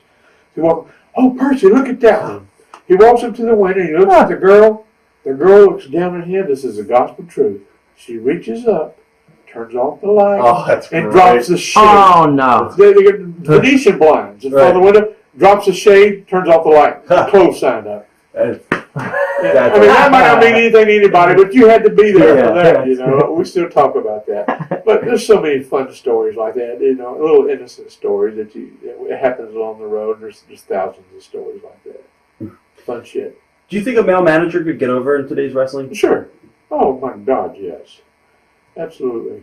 Just do it right. What would you say for you being at ringside, watching a match, what was the greatest match that you ever saw that you were at ringside for? And you just sat there and you didn't even realize you were managing. You just got caught up and you're like, wow. Probably when Taker beat Hogan for that belt the first time. All the first was always very special to me. The first time things happened, and when Taker won the title for the first time, that was cool. That was cool. But, you know, to be the manager of the WWE champion, WWF champion, that was pretty cool. What do you miss most, and I guess what do you least miss about being full time in the business? I miss most is the travel. And a lot of people hate the traveling. But I love the overseas traveling. I love traveling around the world. We have some great tours of Europe. You know, it's so much fun, and I miss traveling overseas. Every time I hear the boys are going to such and such a place, you know, Right. to Hong Kong or Singapore, or India, wherever, I can just remember. You know, I miss the traveling a lot. What do I don't miss? For you know, it's like a drug. You know, it's a drug being out there in the spotlight, and you go through withdrawals. And I guess now that I'm immersing myself in my own little wrestling company, you know, I'm compensating for a lot of that stuff that I probably would miss. When I'm watching on television, I'll see what arena they're in, and I just know where they're at, what city they're in, Scranton, Pennsylvania, or wherever wherever we're talking about. And I don't miss things like that. I don't miss sitting in the airports and all day long, with bad weather and missing flights and the snow and the ice and all that stuff. But it's a wonderful life. When you go back to your show, a couple hundred people you're watching, do you thoroughly still enjoy the business as much as you did when you... Oh, yeah. In fact, I'm having so much more fun now because I'm involved in all aspects of the deal, as far as the writing and the booking, and it's a lot of fun. It really is. To take all the experience that I've had and bring it back home and kind of pass the torch, if you will, to a lot of younger kids that share that dream that I've already talked about. And it's the same dream. What do you think is wrong with the WWE today? I don't know. Some of the storylines and shit that we've already talked about. Right. But not being privy to... Sometimes I wonder, because who's writing this shit? And then again, I know who it has to... It all has to go through Vince. Because it's always been that way. You sometimes think, how did Vince allow this to happen? Right. I do sometimes. There's no competition besides TNA, so... I wonder how it happens because many times in the past years I've seen Vince take a script that the writers have worked on for several days and just rip it up and throw it in the trash. Start over again, boys! I've seen it many times. Then I'll see something on there going, my God, how did this happen? Why are they doing this?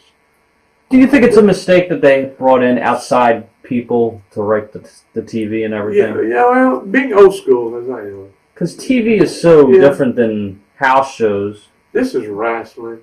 I don't care what anybody says. Wrestling is wrestling, I guess I'm just too old school that, I think that, seeing some of the Hollywood writers and stuff, they don't, because I've been there when they've hired them. They don't have a clue. They don't know nothing about wrestling at all. Do you think that's why some of the pay-per-views and some of the house shows are just so ridiculously bad is because they're writing for TV and you possibly can't have that on a house show pay-per-view? I mean, I see, you watch Raw or whatever, TV, their matches are 3-4 minutes, and the fans are programmed to see these 3-5 minute matches, high spots, and then they go on pay-per-view and do a 20-minute match, and it's the drizzle and shits. And I think, do you think that's a problem? Yeah. Mm-hmm. It all plays a part. Right. It really does. Like I said, it's pointing finger stuff. It's a new millennium. It's a new age. Things have changed, and like I said before, it's never going to go back. And I don't know. I wish I had a crystal ball. I really do. Woo! Why do you think Vince got rid of all the male managers? I guess because of the tits and ass. All right. They'll go full circle. They'll come back. Yeah. Does it bother you that they stick less talented women in these roles today? Sure it does. Oh, absolutely. I don't understand. How do the fuck? What are you doing there, girl? Huh. She should be dancing down here at right. on the pole, the gold pole down here at the strip club. What's she doing there? I don't know. And then some of the students, and it's kind of hard to explain. The students that I have that work with my company and stuff, they. You have to have role models. There are no manager. A guy that can't be a wrestler, there's no manager for them to watch. Like I used to watch Bobby Heenan. Right. Oh my God, Bobby Heenan! I like to pattern myself after him. There's nobody for them to watch to pattern themselves after anymore. They're not there, so that's going to cause a lack of the managers more than ever. If that makes sense to you, it does in my head. I don't know if I'm educated enough to explain what I'm trying to think. If you were able to create a gimmick for yourself besides pole bearer, do you have any ideas what you would do with yourself? Percy! Go back to Percy. I'm Percy. I've always been Percy. Since 1978, when the Great Mephisto gave me that name, I'm still Percy today. In fact, my wife calls me Percy most of the time. Right. Or even in the WWF all those years as Paul Bearer, most people call me Percy because they watched me as Percy all those years. Right. I grew up watching you as Percy Pringle. Oh, I hate for these old motherfuckers to walk up to me. I watched these since I was a kid. I go, how old are you? 48? Well, damn, I'm even 2 years older than you, son of a bitch. That happens all the damn time. Any regrets? No regrets. No regrets. If I had to do it over again tomorrow, we'd do it right over again. And the word blessed again. I've just been so blessed that I've had a family a wife that understands that when she married me 27 years ago, that at that time I had two wives, wrestling and her. Right. And she's always been there for me and has never once ever asked me to quit. Even when we didn't have shit. When we didn't have a Christmas tree or a turkey for Thanksgiving, she never asked me to quit. She's always been there for me. And tonight, I'm here. I had a show in my hometown for my company. She was at the box office taking care of the box office and everything tonight. All right. And my youngest son was playing the music. And my oldest son was selling programs. And it's, All right. Call me Mr. McMahon if you want to. Best rib you ever seen? Oh, God. Best rib. Oh, God. How many ribs have I seen? It's just, because for my generation, I mean, I'm just part of the business. A rib, that's just an everyday thing. I wish I could remember all of them. There's probably some secrets I could tell, How about some secrets of the Undertaker? Sure. You know what the Undertaker hates more than anything in the world that will make him throw up sick as soon as he sees it? A cucumber. Really? He is deathly sick of cucumbers. I've seen someone who remained nameless. I won't talk about Brian Adams' crush. After a night out, stop at the Waffle House or somewhere to have breakfast in the morning after a night at the bar, the deal. Somebody drops a cucumber in his tea or whatever, and he goes and drinks, sees a cucumber, and he pukes all over the floor. This is Undertaker or Brian Adams? No, Undertaker. Undertaker. Right. He hates cucumbers. We used to, I say we. Before we'd go to the ring, I'd take slices. We'd have cucumbers at the buffet for salad, at the show. I'd grab a handful and stick in my pocket. I'd stick them in the gloves, his Undertaker's gloves, Right. and the fingers, and his hat and shit. And I'd get that look, Right. the only look that we can share. And he has a special nickname too. We have some nicknames for each other backstage, and of course I have to say, everybody knows me as believe this, Pooh Bear. Huh. If you say Pooh Bear in the WWE, everybody knows this. They call me Pooh Bear. That's Right. my nickname. Undertaker's nickname is Wendy. Wendy's hamburgers. The redheaded girl Right. with the freckles on her face.